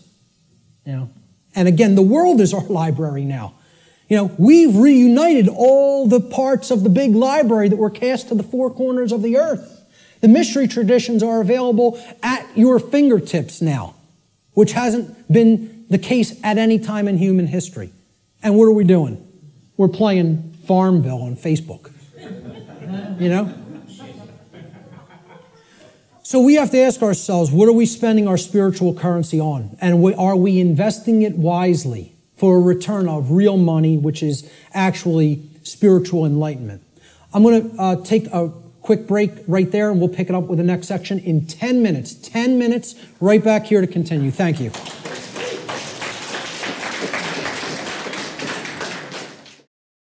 So natural law has been called many different things in different traditions throughout the world at different times in history. Let's look at what some people have called it. It's been called the law of cause and effect, or the laws of cause and effect. And there's a scientific connotation to this concept of cause and effect too. Even scientists will say an effect invariably follows a cause. And they'll also say things like, for every action, there exists an equal and opposing reaction. So there's a consequence when an action is taken. In the more New Age circles, you've heard it referred to as the law or laws of attraction.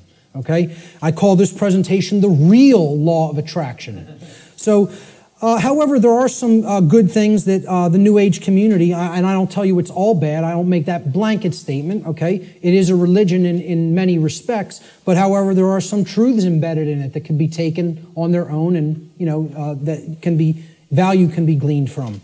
So one of those sayings is, the energy that we emit is the energy that we attract. This is true. What we're putting out into the universe is what we're getting in return from the universe and what we're creating in our reality. Energy flows where attention goes. I just talked about this in the last section. What we put our attention on is what ultimately gets manifested in the world. As you think, feel, and act, so you shall be. Some of the teachers of different variants of law of attraction teachings have only put the first part in that. As you think, so you will be. No. As you think, feel, and act, so you will be. And most of all, as you act, so you will be. Most of all. Okay? So, it's been called karma. It's been called moral law, as I talked about before. And this is, captured beautifully by the phrase, what we sow, we reap. The seeds that you scatter, that's what's going to grow, and that's the fruit that you're going to harvest. So, a very accurate way of looking at it. Again, it's been called consequentialism. That's another thing I could put into this chart. In other words, that there is free will, but there is no free will without consequence. That's called consequentialism. That would be another very accurate way of referring to natural law. And finally, the golden rule, it's been called. Okay? And it's been stated in the affirmative as, do unto others as you would have done unto yourself. I find this much more powerfully stated in the negative, or what I call the apophatic variant. And we'll talk about what apophatic and apophasis means in a few moments. I think it would have been much less ambiguous, the golden rule, if it was said like this. Do not do to others as you would prefer not to have done unto you. Now the ambiguity goes away because people want to be treated slightly differently.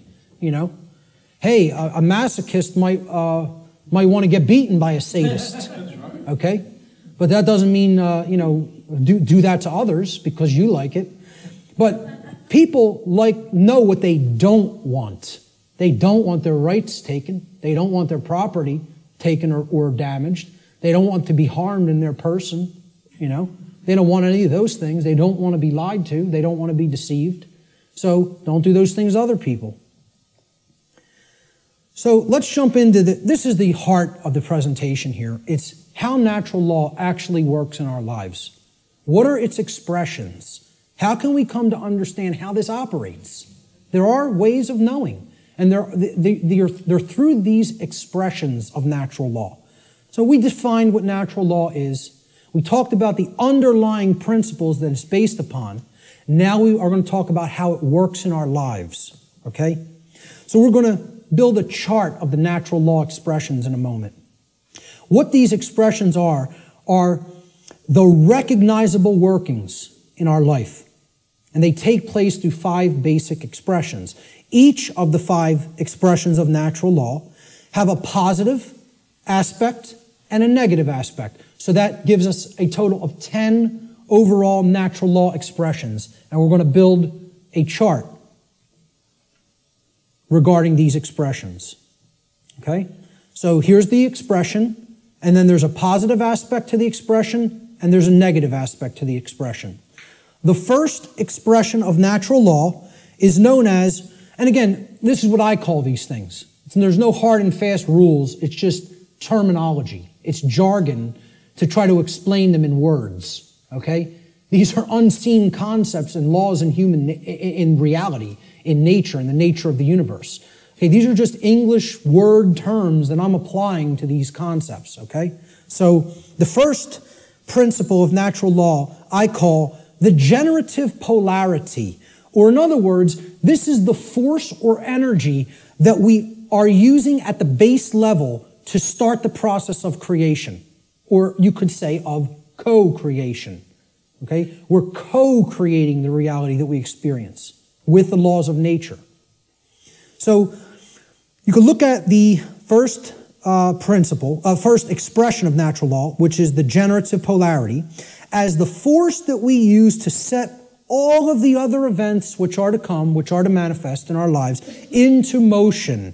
Or in other words, what we use, the force that we use to generate or create the quality of our experience. That's the generative polarity. The positive expression of the generative polarity is love. Now, this is not what many people think of as love, okay? It's not familial love. It's not relationship love. It's not Hollywood movie variant of love. It's not romance novel variant of love, okay? I call love consciousness.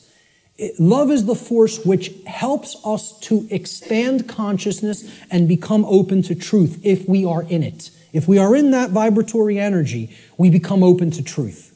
All right? So here's what it looks like visually. I try to put a visual aspect to all of these concepts, okay? And people would think I'm going to put two people together kissing or hugging or something like that, okay? Love is inside each individual if it's present, okay? It doesn't depend on any other person. You can express love with another person, and there's no problem with that. I'm not saying that's a bad thing. That's a great thing if it's present in your life.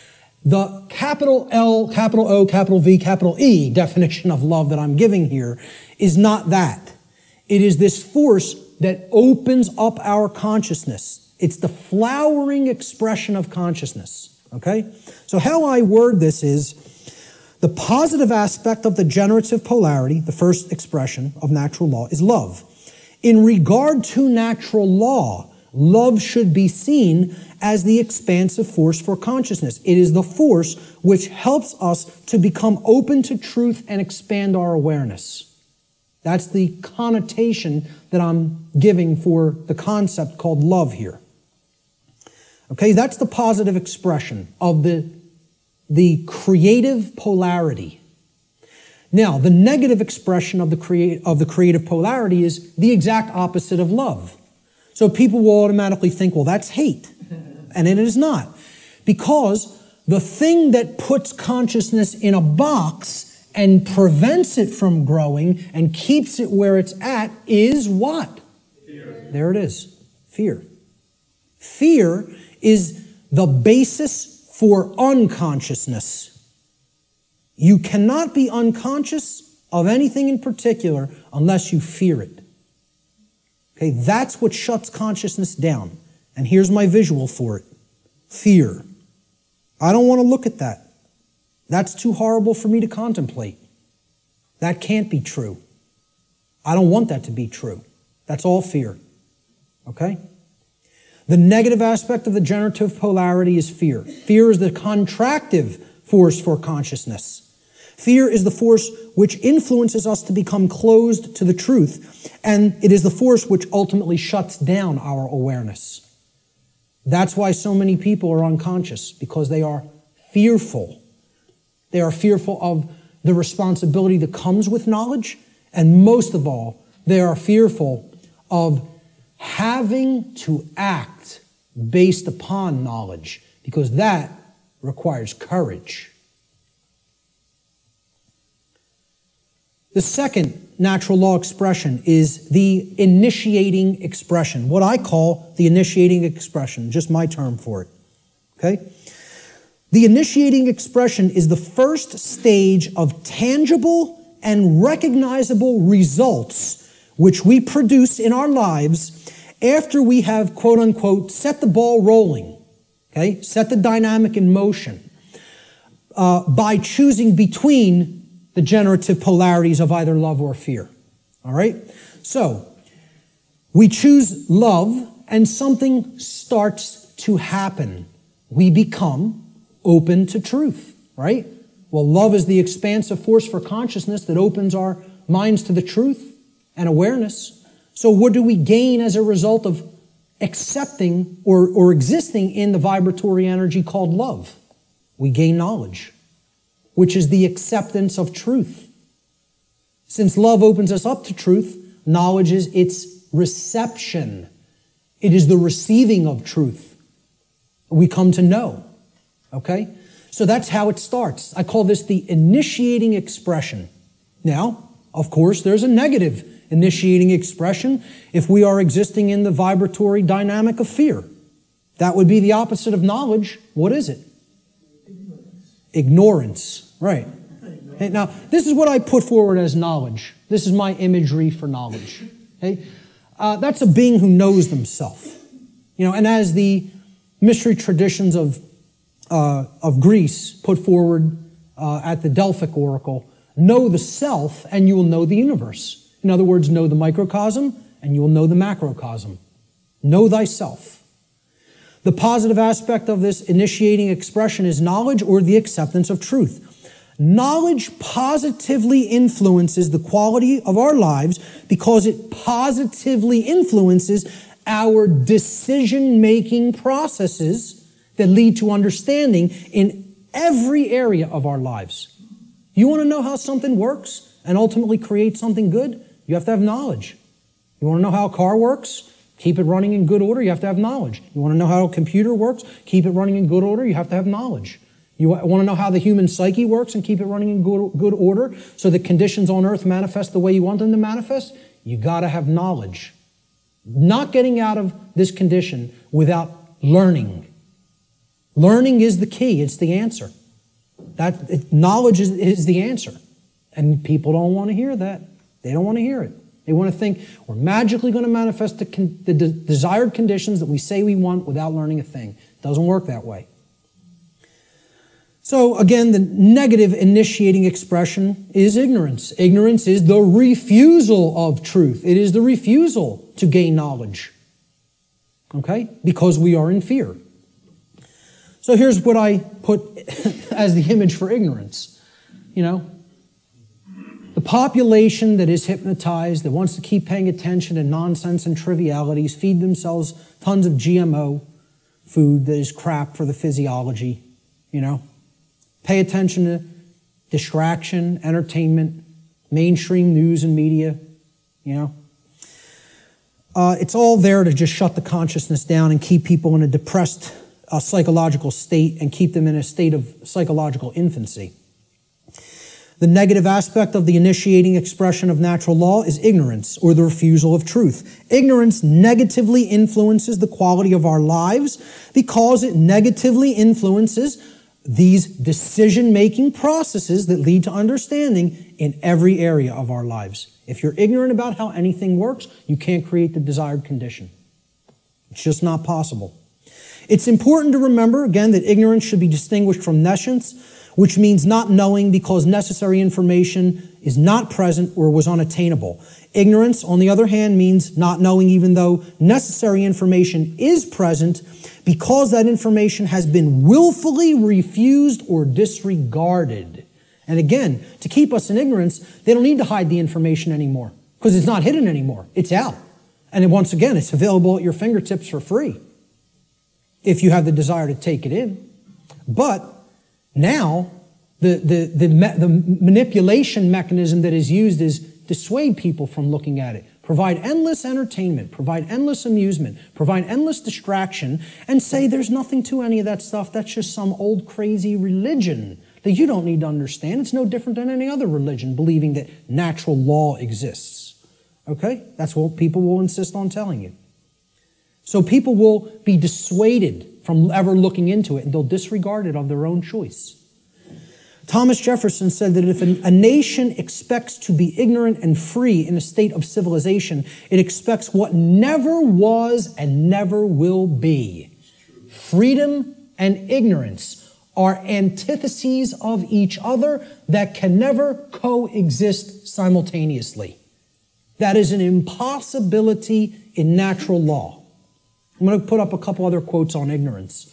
Samuel Adams said, "No people will tamely surrender their liberties, nor can any be easily subdued.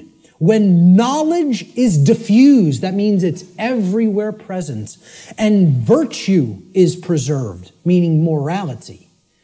On the contrary, when people are universally ignorant and debauched in their manners, meaning purely selfish and only worried about themselves, they will sink under their own weight without the aid of foreign invaders, meaning the society will turn inward on itself and collapse and destroy itself just based on the fact alone that the population is ignorant and they are ensconced in moral relativism and other forms of debauchery and just self-pleasure as their highest virtue, their highest desire.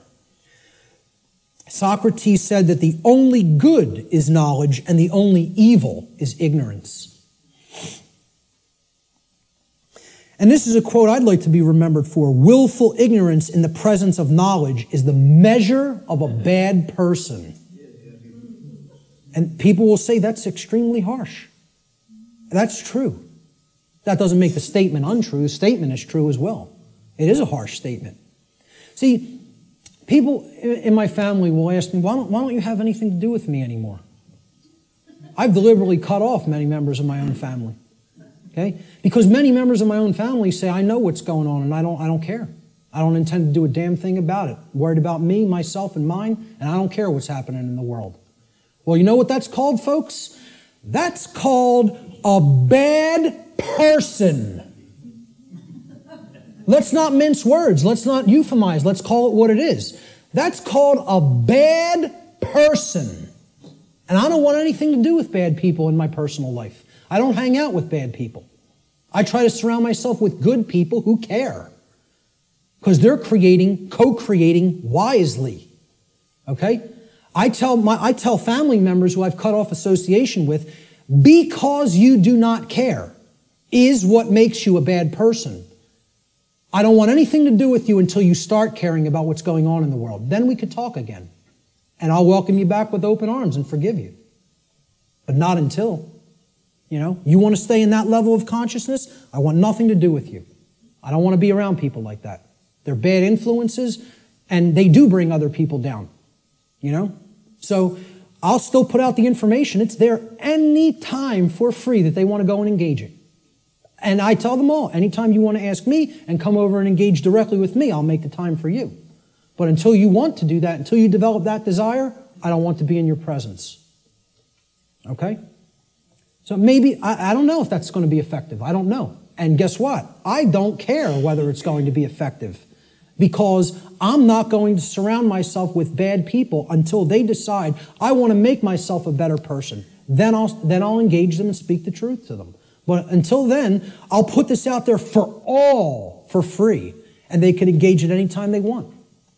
But in my personal life, I can't make time for that. I don't have energy for that. I barely have energy for this. An anonymous quote, I believe this was from some internet forum.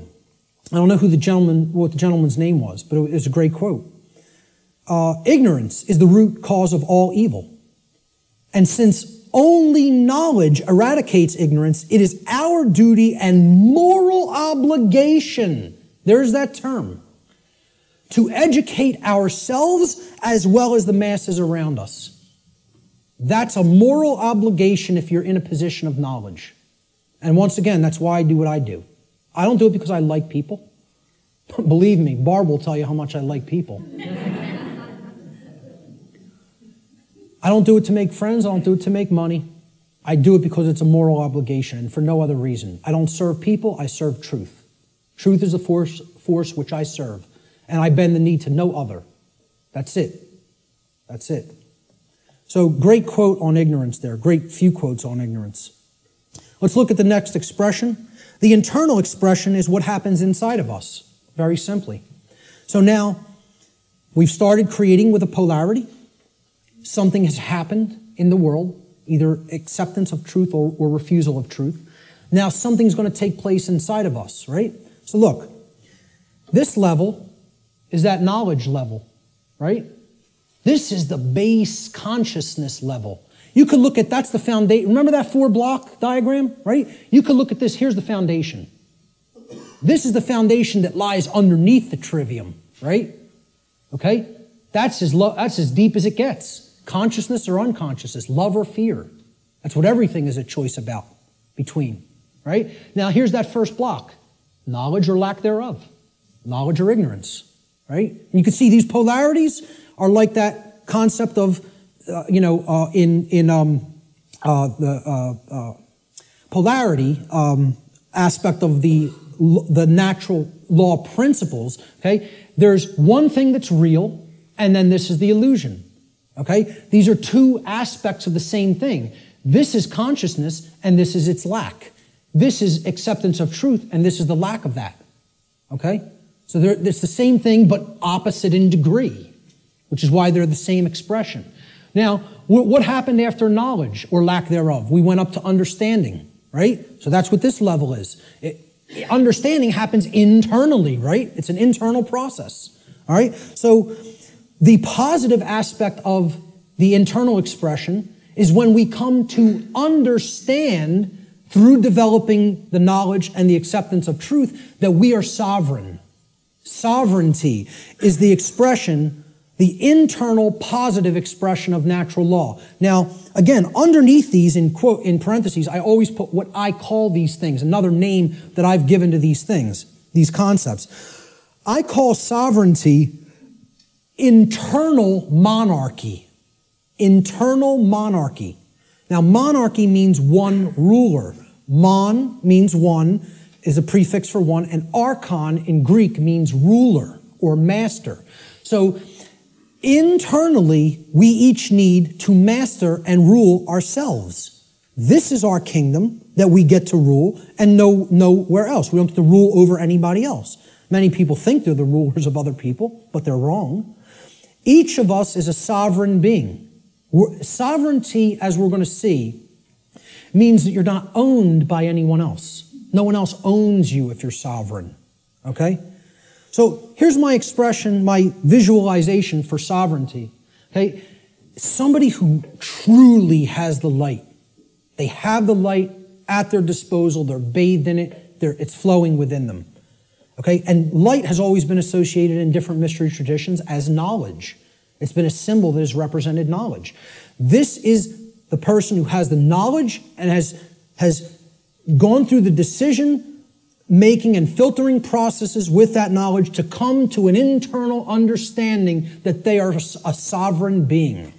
And I have news for everybody, whether you know it or not, whether you are familiar with the term or not, every person here is a sovereign, and you can never not be. It is an impossibility for you ever to be non-sovereign. It cannot be done. Cannot be done in nature. Okay? Every single human being on this planet is a sovereign being. And we're going to look at what a sovereignty actually means.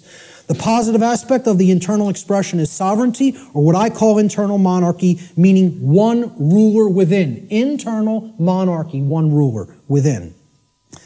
As a state of consciousness, sovereignty means that one has unified the three aspects of their consciousness, such that there is no internal contradiction between one's thoughts, emotions, and actions. We become a being that as we think, so we feel, so we speak and act. And there's no contradiction between those. We're not torn apart from within in this state of internal opposition amongst our own consciousness. Okay? Moreover, let's break the word sovereign down. That's where we're going to come to the real meaning of the term. Sovereign is derived from the Latin adverb super. Super means above. See, in classical Latin, there's no V in classical Latin, right? There was no V character. Actually, if you wrote a V like that, it was a U, okay? And why a double U looks the way that it is. It's two V's, actually. But that sound was U in Latin, if you see a V. There's no V sound in classical Latin. It doesn't exist phonetically, all right? So this phonetic variation that we express as V or V in English, in Latin was P or B. It was represented by a P or a B. So what we're really seeing here is suver. Suver, okay? But it was pronounced in Latin super, like super. Well, what does super mean? Super, you're beyond, you're above and beyond, okay? It means above or beyond, that's what it means. A superman is one who's beyond an ordinary man, right? The Latin noun regnum comprises the second part of the etymological root of this word. Regnum, it comes from rex, rex regis in Latin, or regis. It means king. So regnum was the king's rulership. Regnum means his reign. It's where the word reign comes from in English, regnum, in Latin. It means rulership or externally imposed control. Okay? Not control in the context, I'm going to control my emotions, I'm going to control my behavior. No. It means I'm going to control you externally by imposing my will over your will through coercion. That's the context of rulership or control that I'm talking about here. So put them together. Super regnum, sovereign, means above or beyond externally imposed rulership or control by another. That's what it means. Sovereign means not a subject to another being, like a king, like one who considers himself a king.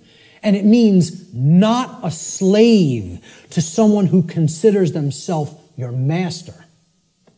That's all sovereign means, folks. Not a slave.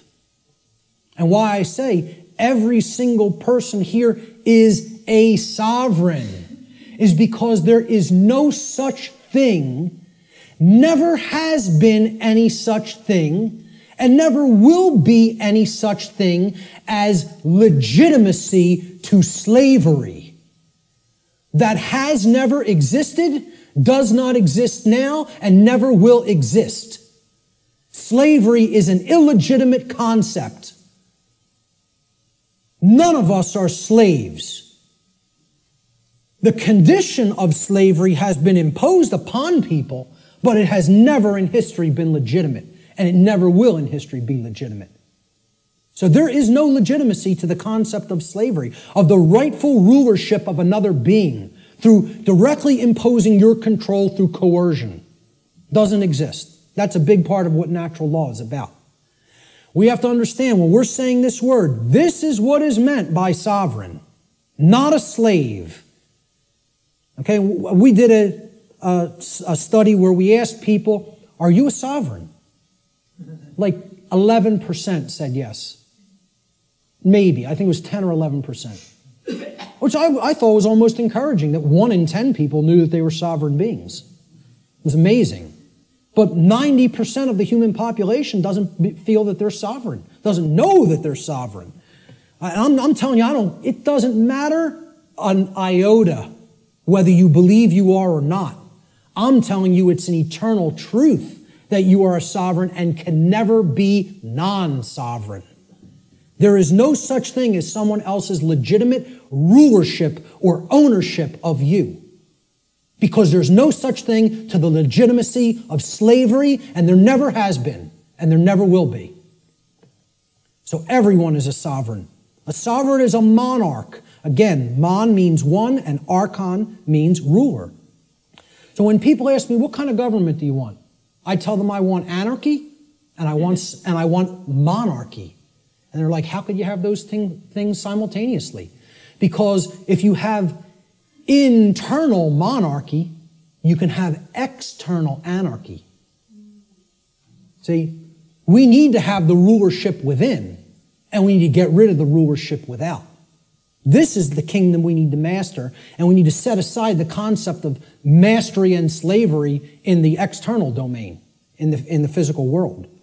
Sovereignty, a sovereign is a monarch, which means a single ruler who rules only the kingdom of self. Sovereignty is a state in which one controls one's own thoughts, emotions, and actions, and by bringing them into unity or non-contradiction or non-duality, attains mastery over one's own consciousness. Sovereignty could be considered the equivalent of true self-control, true self-mastery, true self-love, or true self-ownership. It's all of these things. And ultimately, it means not a slave. That's what has to be remembered above all else. Let's look at the negative internal expression for natural law, which is confusion. Now, confusion results when we are in ignorance. That's the emotional dynamic, the feeling that takes place within the individual. This is the lack of understanding. Confusion only happens in a lack of understanding. When we have not taken in knowledge, because we are afraid, we are in fear, okay? Ignorance results, and then confusion happens internally. So look, remember, here's the essence, that's the foundation. This is that first stage, that first building block that we called knowledge or lack thereof. Okay? This is the second building block that we called understanding or lack thereof. This is true understanding when truth has been taken in and accepted. And this is the lack of understanding. Now, in that state of lack of understanding, we're confused. So there's no rulership within. Inside of us, there's anarchy, which means the absence of ruler. Of a ruler, not the absence of rules, which I'm going to get into later. Anarchy means there's no ruler, no master. So if there's no master inwardly, we have a big problem, because that means there's no self-mastery, there's no self-control, there's no self-discipline, and ultimately there's no self-love. And that results in an understanding that we don't truly own ourselves. It would result in the absence of self-ownership, which is what we're experiencing as a species. That other people believe they own other people. This is what I found as a picture representing confusion. Someone who doesn't know themselves. Doesn't know themselves, completely attached to a ego identity. Their whole mind is all wrapped up. I believe I'm this businessman. I believe I'm this banker. I believe I'm this lawyer. I believe I'm this doctor. And that's my identity, and if something goes wrong with that, there goes my identity.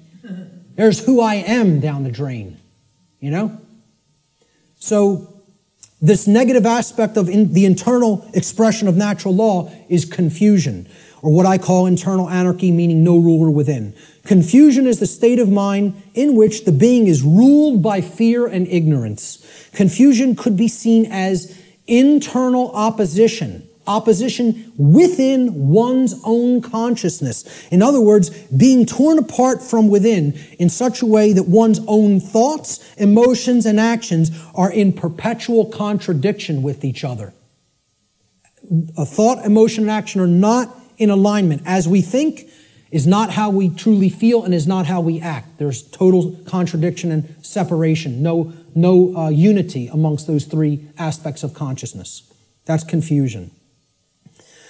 The fourth expression of natural law is what happens externally in the macrocosm in society. When you have a bunch of people who are in either this dynamic within their own consciousness or a bunch of people who are in this dynamic in their own consciousness, a state results in the society at large, because the society at large is comprised of the aggregate quality of the individuals that comprise that society.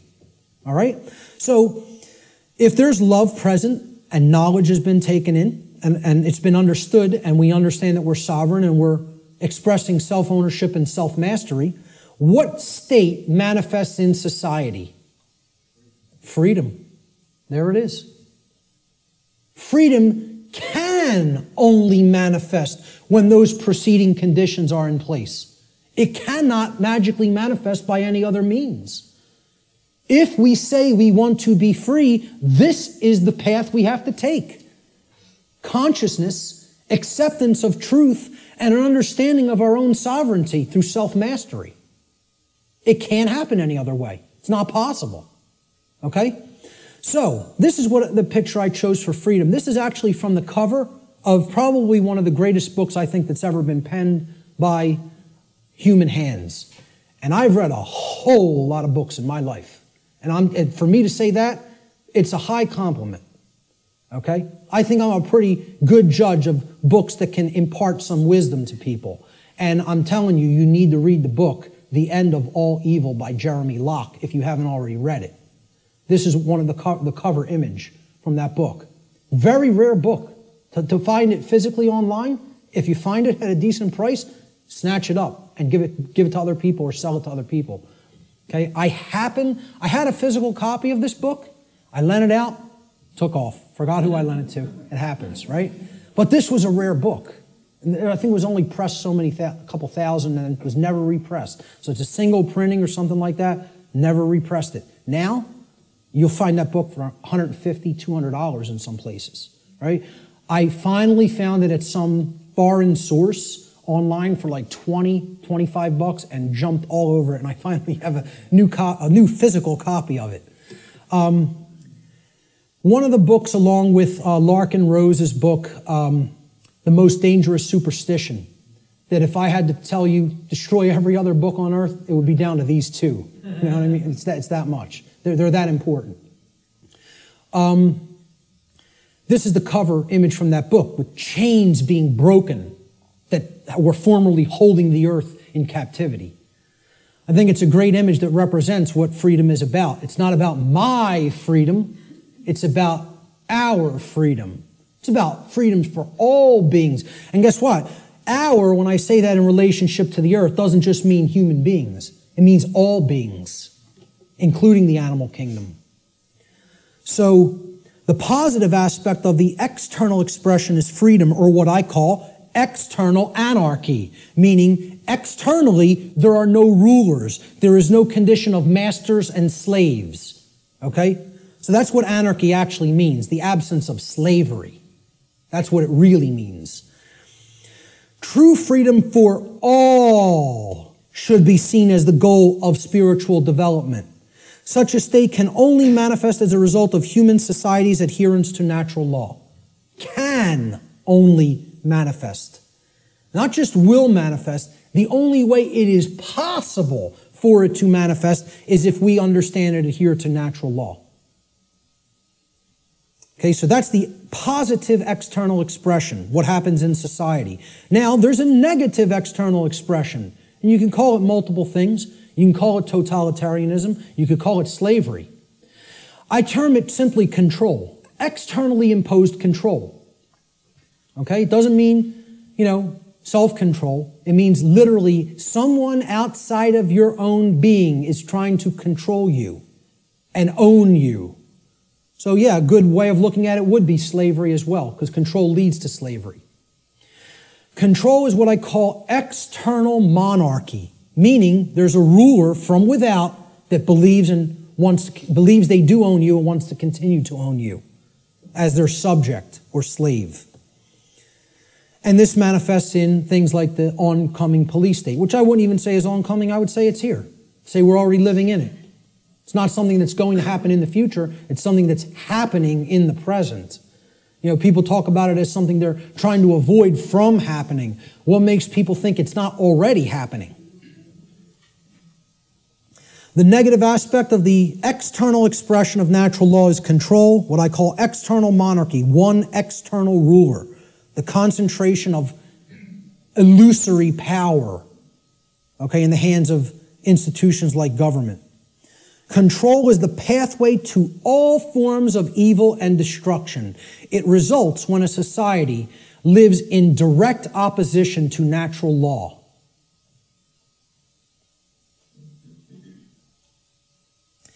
The fifth and final expression for natural law, how it operates in our lives, is what I call the manifestation, or the result that we create. So again, here's the foundation for that little 4-part building, right? Here's the first block, knowledge or lack thereof. Here's the second block, understanding or lack thereof. Here's the third block, wisdom or lack thereof, which is why we're in a society that's completely based in control, because we're drowning in knowledge and having a lick of wisdom, or very, very little, I should say. Certainly not enough to go around, okay? That's the action stage or the wisdom stage, what happens externally, right? This is that top block. Remember the top white block that sat on top? We had the blue block at the bottom, then the red, then the green, and then the white block. This was the manifestation, the result that we create. Remember little question I put on the top of that white block? Who can tell me what it was? The manifestation. No, the manifestation was either order or chaos. What do we ultimately create? So the positive manifestation is order, or what we would call all the things we say we want. Manifested goodness, everything being okay, not creating self-inflicted chaos or suffering. This would be, we get what we say we want to get. And there's requirements for that, and here they are. There's the requirements. You got to be in this vibratory energy of consciousness. You have to accept the truth and develop knowledge. You have to have an understanding that you're a sovereign being, and you have to work toward the manifestation of true freedom. Then you'll have all the things you say you want. Manifested goodness and order in your life. And that's the only path to it. I'm telling you, that's the only path to it. Blanket statement. The human mind has a hard time with blanket statements. Has a hard time with always, every, without exception. The ego doesn't want to hear that. Again, humanity's greatest fear may be that the truth is absolute. I would say an even greater fear it has is that the truth is singular. That there's no such thing as my truth, your truth, his truth, her truth, their truth. There's just the truth, and whether we align our perceptions to it or not. That's humanity's biggest fear. So this is what I viewed order as being like. Okay, we have beings that are actually full of the light, and they're working toward a world that is based in freedom, cooperation, knowledge, sovereignty, no control. Okay? It's what I call in some of my former presentations cooperative spiritual anarchy, which is the natural condition of humanity. The natural, meaning spiritual, natural condition of the human species that has been blocked from manifesting through mind control, indoctrination, fear-based, trauma-based methods. So that's what I call order, the positive manifestation, manifested goodness. It represents everything we say we want, and it only results when there is balance or justice. Justice comes about through adherence to natural law. Justice can only be present when truth has been accepted in our lives and our behavior has been brought into harmony with natural law. Cannot manifest any other way. That's the positive manifestation. The negative manifestation is the opposite of order, chaos. Chaos is manifested evil. I just put this as, complete disregard for other people, breakdown, me first. Knock everybody else down. Get what I want. Don't worry about anybody else being hurt. Don't worry about anybody else's freedom. Don't worry about whether anybody else's rights are being tread all over. Doesn't matter. Let me get mine. Self-preservation is the highest law. Survival is all that matters. Even if I have to step on somebody else to get it, to make that happen. Yeah, it's an animal. That's exactly right, sir. That's exactly correct. That's not a human being. That's an animal. That's how animals in the animal kingdom behave. And again, natural law doesn't work the same way for animals as it does for human beings because they do not have the same capacity for consciousness that a human being has. So let's not start saying that's the natural order. No, it is not. It is the exact antithesis of the natural order. The natural order is just that. Order. It's in the word, it's in the phrase, natural order.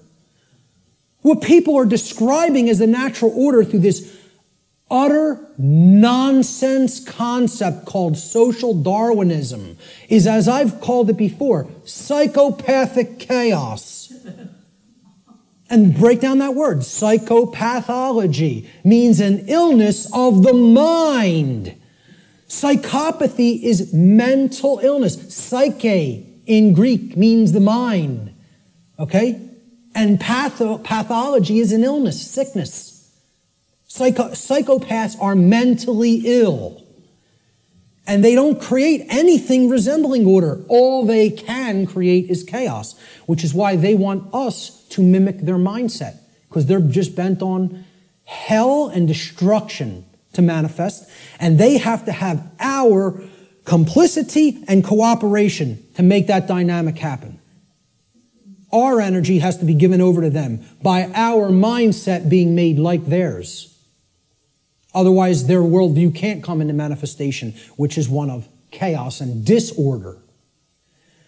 The negative manifestation, chaos, or manifested evil, is the exact opposite of what we say we want.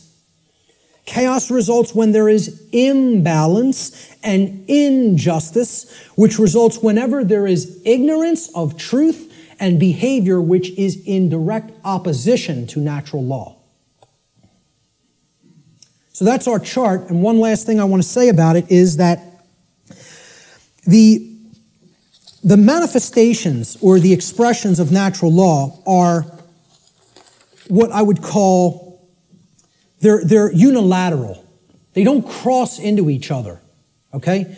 There's no such thing as, well, I've accepted the truth and I've developed knowledge, so now I'm in a state of confusion. It doesn't work like that. Okay? You can't go from ignorance to sovereignty, to the understanding that you're sovereign.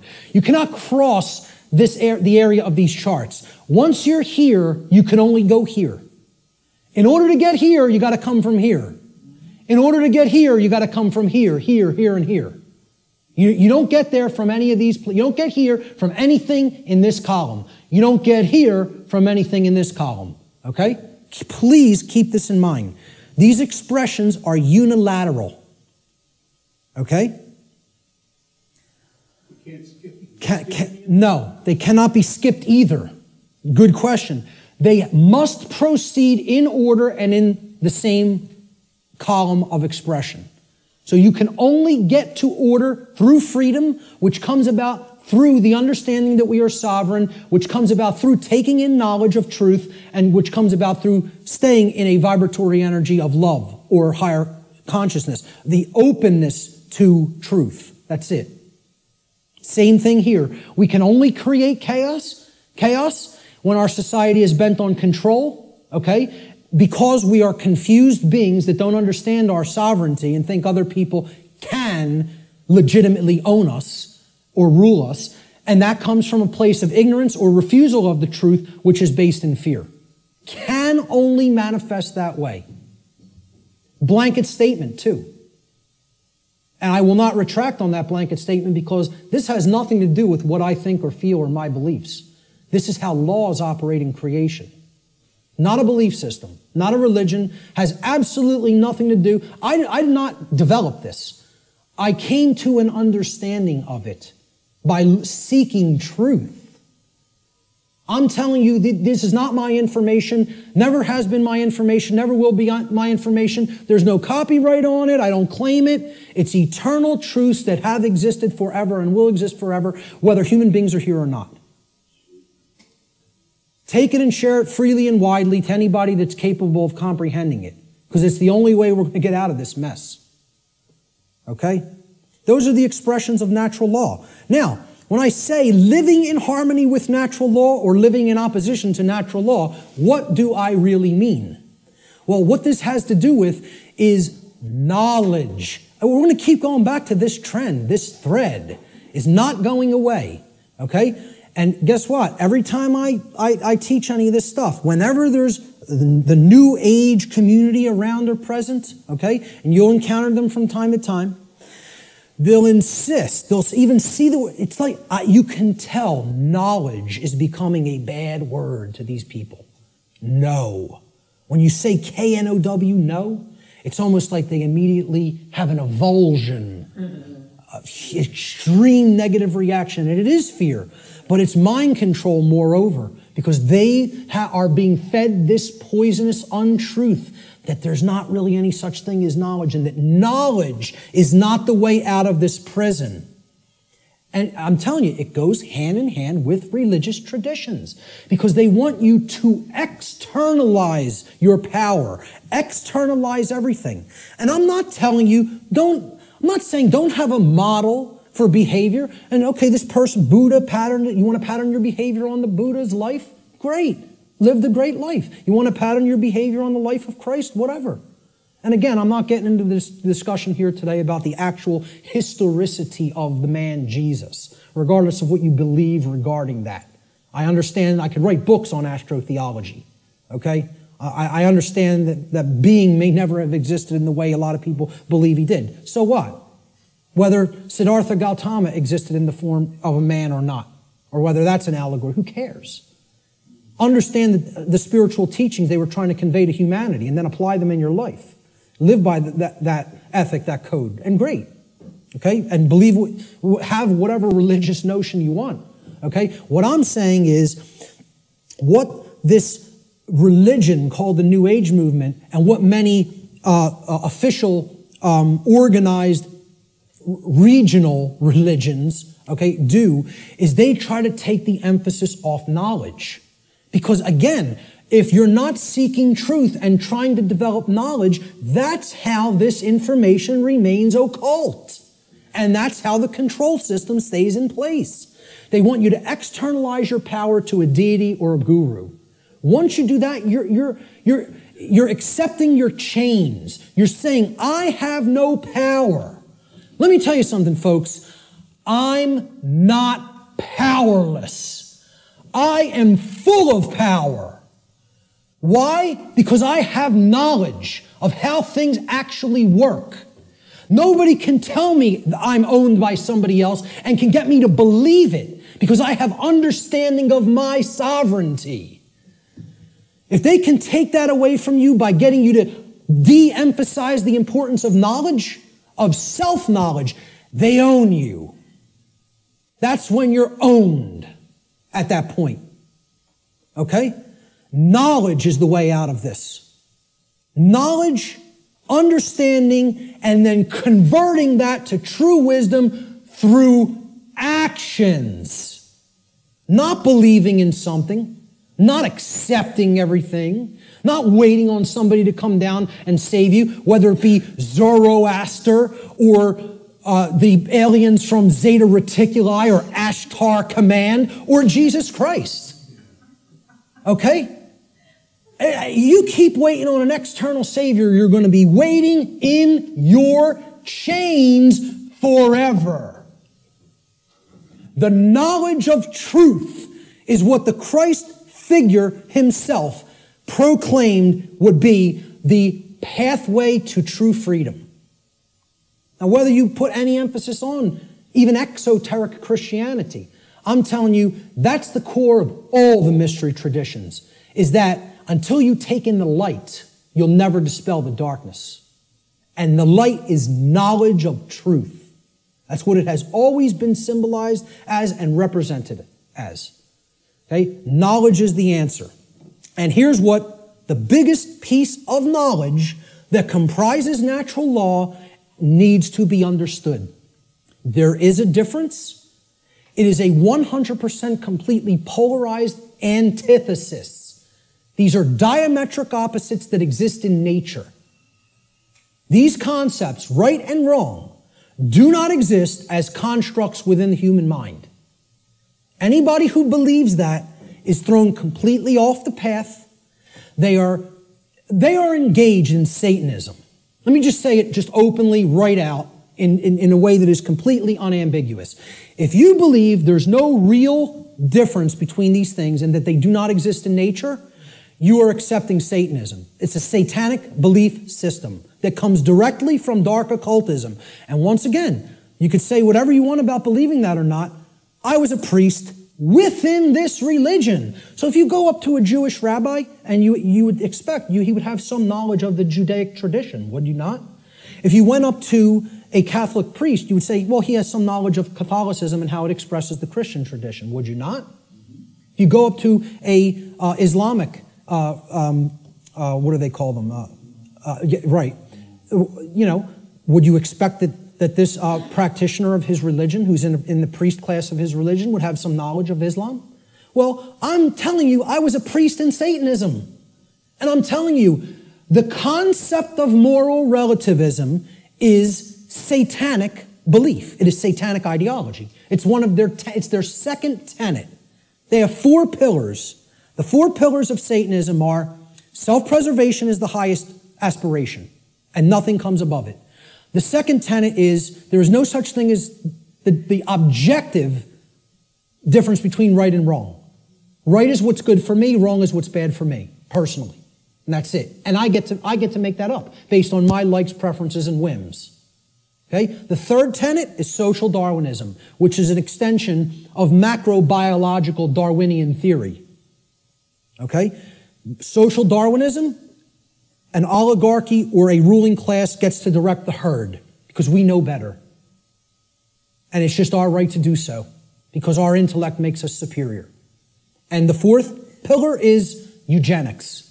Since we are ultimately God, since we decide what's real and what's not real, and we give that perception to the rest of the herd, and we get to decide what's right and wrong, well, we're God here. And therefore, we get to decide who lives and who dies. That's the 4 pillars of Satanism. And you know how many people believe that nonsense? A whole lot. Way more than people in the priest class of this religion, because they are propagating these tenets everywhere in human society. So many people are Satanists and do not even know that they are Satanists. It is a secret, infectious ideology. And I'll tell you a personal anecdote real quick. And I'll tell you who it is now, because I don't care anymore. My own grandmother. All right? Let's make it personal. All right? Okay? And I hope she sees it. My own grandmother, who I believe was in her late 70s or maybe early 80s at the time. Okay? I think she's in her mid-80s now. And I don't speak to her anymore. I took a printed sheet of paper that I printed out of my printer, printed it out of a laser printer, and I put a little piece of white tape. I taped a piece of white paper over the heading, the title of the document. And I asked her to read this. It had 4 paragraphs, right? And the paragraphs described each of the tenets of Satanism, very briefly. Self-preservation is the highest law, etc., etc. Moral relativism is what we believe in. Social Darwinism is what we believe in. And we believe in eugenics. Okay? She said to me, well, I pretty much agree with everything that's written there. And I said, you do? And she said, yeah, that's how I think. I don't see anything really wrong with it or bad with it. I said, okay. I said, peel that little strip of paper off that I've taped to the top. I want you to see what the document's called. And on top it said, the tenets of modern Satanism.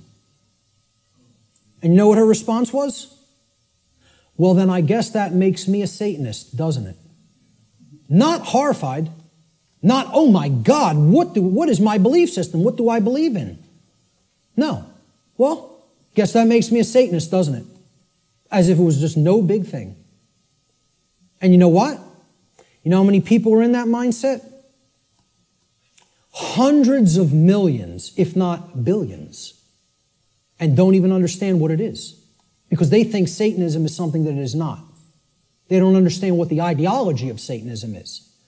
They think you have to be associated with the trappings of Satanism, okay? That you have to dress like, as if there's such a thing as dressing like a Satanist. Or you have to have certain things on your walls in your house or in your garage if you're a Satanist. Well, let me tell you something. Satanists are the owners of banks. They own hospitals. They own schools. Okay? Yeah. Certainly that university right across the road. And many people ascribe to this religion in their thoughts, emotions, and actions, and do not even understand it because they don't even understand what that belief system is about. They don't understand what that ideology is. They don't know its tenets.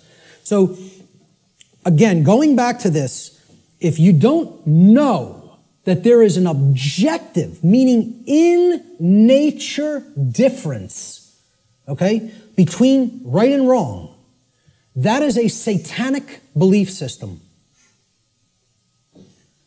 Morality, it's not right versus left. It's about right versus wrong. This whole left-right paradigm The people are, oh, you fall in with the left, with the Democrats, or the right, the Republicans. Has nothing to do with any of that. It's a false paradigm.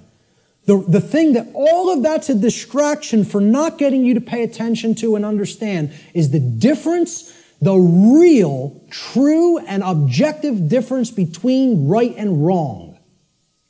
And we're going to explore what that is, because it can be known.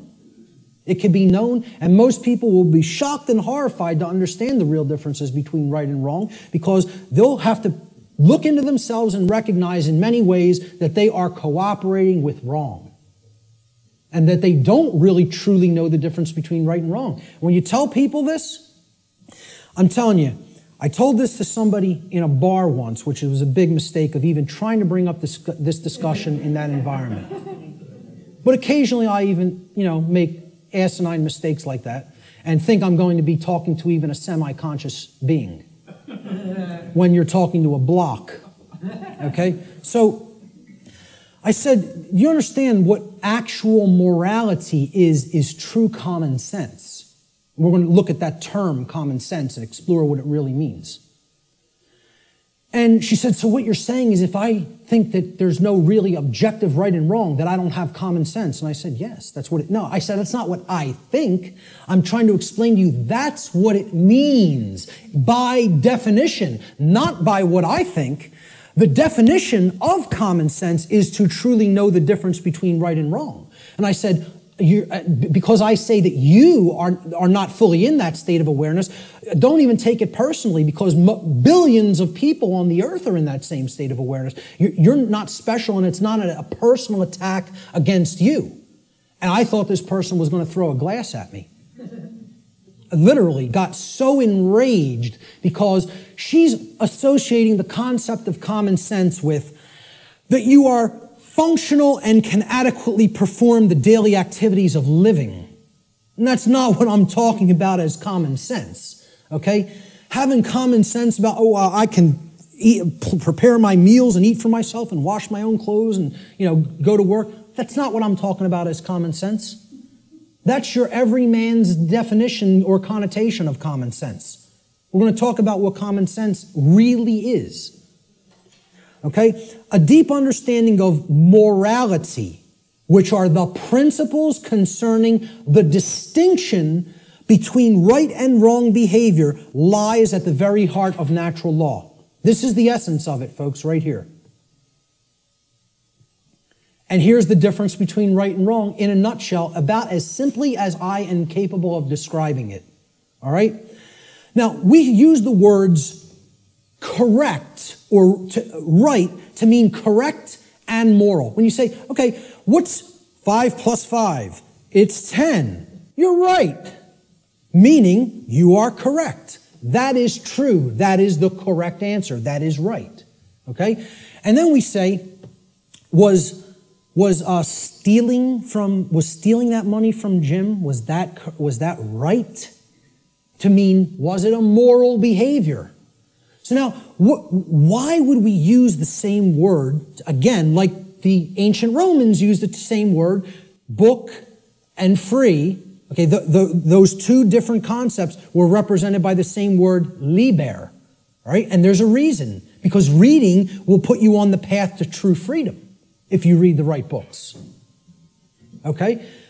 Why would in the English language, we have other words to mean the same concepts, but the word right means two things simultaneously. It means both correct and it means moral. There's a reason, because they mean the same thing. Correct is moral.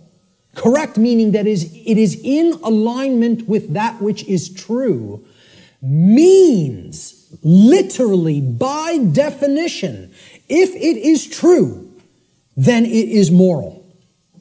The more you are following something that is false, that is not based in truth, the more you are going down the path of immorality, of wrongdoing. So we have to come to know what is true regarding right and wrong if we are going to be able to correctly, with wisdom, choose between these two modalities of behavior.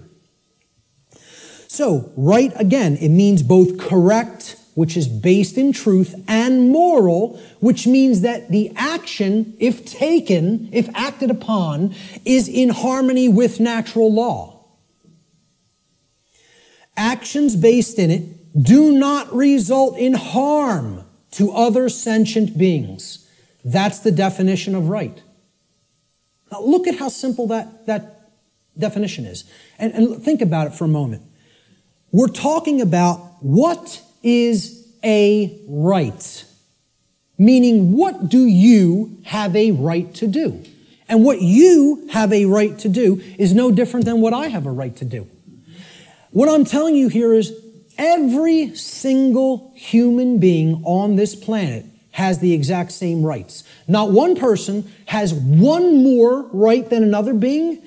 Not one person has one less right than another being. To think that anybody has more or less rights anywhere on the earth at any time in history is a fallacy. It is a lie. It is a deception. It is wrong. It is not correct. It is not based in truth. Rights are universal and the exact same for every human being. Blanket statement, absolute truth. Let the ego chew on it and deal with it. Okay? And again, the ego will have a hard time with this in many cases, with many people. They'll hear that and they'll want to throw a glass at me. So, look at the definition again. A right. So, when you make a definition, right, this is a noun. Right? Noun's a person, place, or thing in the English language. We're talking about a noun here. You look up the word right, it's a noun, meaning a right. A right that we have to enact, to take, is an action. You have to start a definition with the same type of word. You're defining a noun, you got to give it a noun to start the definition. A right is an action. Most people will never even be able to tell you that. Just say, can you define what a right is to me? They will not give you this noun. A right is an action. So is a wrong an action. A right is an action that if you take it, it does not cause harm to other sentient beings. That's the simple and easiest definition that anybody can give for what a right is. And I guarantee you, you go and engage as many people as you want on the street. I have not asked this question and had anybody ever raise their hand or even contact me later and say, you go up to somebody on the street and ask them if they could define what a right is. Nobody can give you the correct definition for what a right is. Now, if you don't know what the definition of a right is, you certainly don't know whether you're choosing accurately between a right and a wrong, between right and wrong behavior. You can't. It's not possible. So many people believe that they're allowed and they can do actions with no consequence that actually aren't in alignment with natural law because the taking of those actions do result in harm. And they don't really even understand that. So let's look at what a wrong is. And we're going to deeply look into what a wrong is.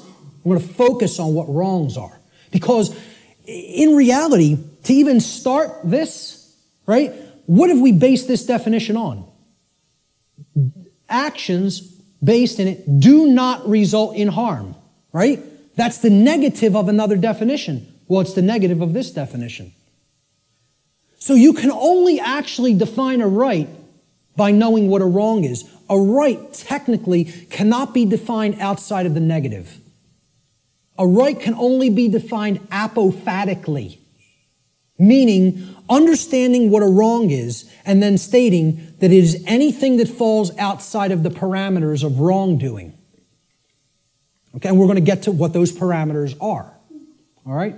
So, I'm sorry, I want to focus on wrong for a moment. Okay?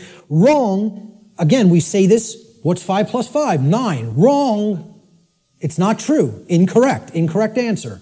It's not based in truth. We use the term wrong to mean both incorrect and immoral.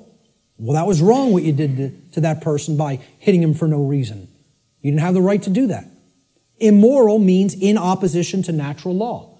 Because actions that are based in it result in harm to other sentient beings. That's the simple definition of a wrong. Now we can go deeper into the definition of what a wrong is and look at different types of wrongs, which is what I'm going to do in a moment.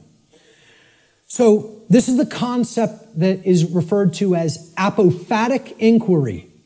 Very, very critical to understand concept. And you have to apply this concept. What this essentially is it's a filtration process. This is the process of the middle process in the trivium. Okay? It's weeding through the inconsistencies and saying, well, is this inconsistent? Is this inconsistent? Is that not true? And you're setting those behaviors aside and you're saying, here's the behaviors that are wrong. Don't engage in those behaviors. It's negative. It's a negative process. It's a destructive process. You're taking away from the body of everything that can be done, and you're saying, I'm pulling all of these out through a weeding down process and saying, these are all inconsistent with truth. It's called apophasis, apophatic inquiry. And that is to be delineated from what's known as cataphatic inquiry. Cataphatic inquiry means you're reasoning in the affirmative, and you're not trying to weed down through a process of elimination to get to the truth. Okay, so cataphasis or cataphatic inquiry would be equivalent to inductive reasoning, whereas apophatic inquiry or apophasis would be akin to deductive reasoning. All right? Rights are most easily understood when they are considered through apophatic inquiry, or what is known as the process of apophasis. This process helps us to understand what a right actually is by understanding which actions are not rights because they cause harm to others. They're the cause of harm. Here's what apophasis is. It's been called apophatic inquiry. Okay? Really look this up. Understand what apophasis is because it's part of the trivium process. All right? It comes from the Greek noun apophasis, written there in Greek script, which comes from the Greek verb apophanai. Okay, so apo in Greek means away from or the negation of, and phanai in Greek means to say or to speak. So when we put them together, it means to say no or not to say, or to say what something is not, in other words. That's what apophasis is. You're saying this is not this. It's the opposite of that.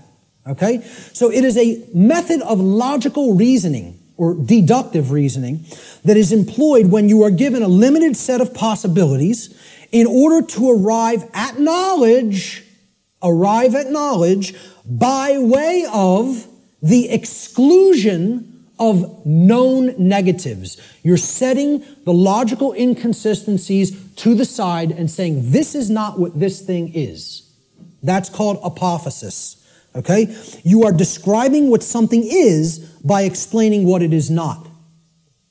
This is called affirmation through negation, is another term that this truth discovery process is known as. Okay? So, what we're going to do is apophasis. We're going to do apophatic inquiry regarding right and wrong. So, what is not a right? What are ways that people can cause harm to other people or animals? Ways that we can cause harm to other sentient beings. One of the first thing, so what we're doing here is we're going to list the boundary conditions for natural law here, for breaking natural law. If we take these actions, we are breaking natural law because the action is a cause which results in the effect of harm to another being. All right? So these are what are simply, I call them the natural law transgressions, which means sins or wrongdoings. They're simply harmful actions that a person is capable of taking to another being, against another being. That's all. So of course, many people will get the first one. What's one of the main horrible, wrong things that somebody can do to another person? Kill them. Murder them. Take their life. Okay? Murder. And I would distinguish murder from killing as well. Because occasionally, to defend oneself, killing may be necessary. But murder is always immoral and wrong. Okay? See, the fifth commandment in Hebrew. Do you know what it says in Hebrew? It does not say thou shalt not kill. The term for murder in Hebrew is tirzach. The fifth commandment in Hebrew is lo tirzach, which means do not murder. Murder as a verb in Hebrew is a completely different word and a totally different connotation than the verb to kill. Because what they're saying is, don't take life without any right to take it. Meaning that you initiated the violence. And that's what murder is. It's the initiation of the taking of somebody else's life when you had absolutely no right to take that life. Now, if someone is coming after you, your rights, there may be times when you do have to take defensive action and forceful action up to and including deadly force. We're going to talk about that later. But murder is the first natural law transgression. And if you want to go down to a subsection of this transgression, you could list it as a totally separate wrongdoing. I'm keeping it in the same basic category. Assault, meaning you're directly physically accosting without right the well-being, the bodily well-being of another being, is also, it's like, it would be, you could consider it attempted murder. Because assault is something that you do without right. If someone assaults somebody, they have no right to commit assault. Never exists. The right to commit assault does not exist. The right to commit murder does not exist in any circumstance, ever. Blanket statement. The right to defend oneself through physical force exists, and possibly in certain circumstances, the right to kill exists. But murder and assault can never be rights, because they always are done by being initiated without the right to do so. It is the initiation of violence. All right? Rape is the second natural law transgression. Okay? You're coercing the free will of another person and making them sexually associate with whom they wish not to. That's rape. And it's always wrong. Blanket statement. All right? The third natural law transgression is theft. It is the taking of property that does not belong to you. Someone else, got that property through lawful means without hurting somebody else. That's their property for as long as they are using it and being responsible for it. And you don't have a right to just take what doesn't belong to you. Nobody has a right to take my projector or my remote control or my computer any more than I would have the right to take Richard's cameras. Okay? It would be theft of somebody else's property. It's not mine. And this is the problem. We don't understand property. As we're going to get to, all rights are property rights. We'll get to that in a moment. That's the third natural law transgression. The fourth is trespass. And that means going into somebody else's lair that they are using, that they own lawfully and that they're responsible for, without their permission or consent, and you're just invading their privacy and their space, and you're taking their security away from them in that process. And we do have a right to set aside a place for ourselves for our own lair. Okay? And to violate that is to trespass against somebody else in their own property. The fifth and last natural law transgression is coercion. This is forcing somebody through the threat of violence to have their will comply with your will, whether they don't wish that to be the case or not. Making somebody do something that is against their will. Coercing them. And that's also not a right. Now, that's a small list. Very small list, right? We could add one more. We could add lying. Lying is also a wrongdoing. And I would consider that a theft of truth or a withholding of truth that somebody needs to understand to make accurate, informed decisions, lying to them. Okay? But essentially, these five are the overarching natural law transgressions. I challenge anybody to come up with a wrongdoing that doesn't fit into one of these categories. So far, I've never had one person able to do it. Any wrongdoing, any action that you could think of that doesn't fall into one of these wrongdoings. Yep. I would probably categorize it as pure ignorance, but, I would say, hey, maybe you could look at it like that because that's propagating the slavery system indirectly. So, you're actually, you're not doing anything to help anybody else's freedom, certainly. I don't know if I would categorize that as a natural law transgression because, it's it's giving consent and propping up that system. It's not technically what I would call an action, but it's more of like giving consent. Hey, you could say that is a wrongdoing, I guess, because giving your consent is tacitly saying yes to control, and that's ultimately affecting everybody else's freedom negatively. So, possibly. But in general, what I would say is, if you could think of an actual physical action that doesn't fall into one of those categories, let me know. Because that's a pretty comprehensive list, and it's only like, 6 words. So, now, what if I told you I could narrow it down? What if I told you I can get rid of 5 of those words and take it down to 1? Okay? These are the wrongdoings. Let's try to narrow it down, right? Okay? Every harmful action that a human being is capable of taking is a form of theft. Now, many people will hear that for the first time. I've never heard that said. There is no action that you can take that causes harm to another person that is not a form of theft in some form or fashion. I challenge anybody to come up with an action that isn't a form of theft, an action that is a wrongdoing that isn't a form of theft. You won't be able to do it. I put that challenge out on my podcast. Say, email me if you know. No, not one person. The only one person challenged it and tried to say lying. I say, okay, that's really taking the truth from somebody, thieving truth. And whether you want to look at it as you're simply dissuading them from looking at the truth too, deceiving them or not offering correct information, still you're taking away their ability to make correct judgments based on the availability of information. So it is a form of theft. Some form of property. Now look at that word. Property. Proper, meaning right, is always being stolen when a wrongdoing is committed. All rights are property rights. All wrongs are theft of property. Once again, I challenge anybody. It's an open challenge. If you can find me a right that is not a property right, or a wrong that is not the theft of some form of property, please do it. Please let me know. Okay? Life is a form of property. So taking life you had no right to take, murder, is stealing property that wasn't your own, because that was that person's life, possessive. They own it. And I didn't have a right to just go and take it for no reason. Rights are a form of property, meaning actions that you may do because they are in harmony with natural law and do not cause harm to others. I don't have a right to stop you from taking. If you're not harming somebody else, nobody has a right to stop you from taking an action.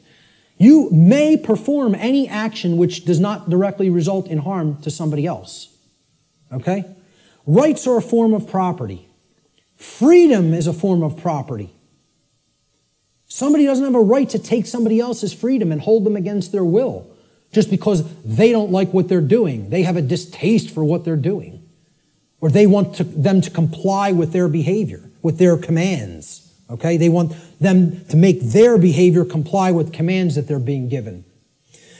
So, if you really break it down, let's look at the wrongdoings once again. Murder. Is that not the taking of somebody else's life? Assault is the taking of their right to remain unharmed in their person. You're taking their health if you assault them, right? Their homeostasis in their body is being put under assault. And that's robbery. That's somebody taking something that isn't theirs to take. Rape. You're taking somebody else's free will to sexually associate with whom they choose to sexually associate. And therefore that's a property theft. Because that's their property, their free will. Theft itself says it right there. You're taking physical possessions that aren't yours to take from somebody else. Stealing. Trespass. You are taking someone's security in their own lair, as we talked about, which you don't have a right to take. That's also their property. Coercion. What are you taking? Somebody else's free will, which isn't yours to take. That's a gift from the Creator, which belongs to each individual. And if somebody's coercing somebody by telling them, you must do this because I said so, and if you don't do this, I will come and do some form of harm to you, that's not a right. That's a wrongdoing, coercion. And it's a form of theft. Exactly. Sure. You must buy this. Imagine this. Great.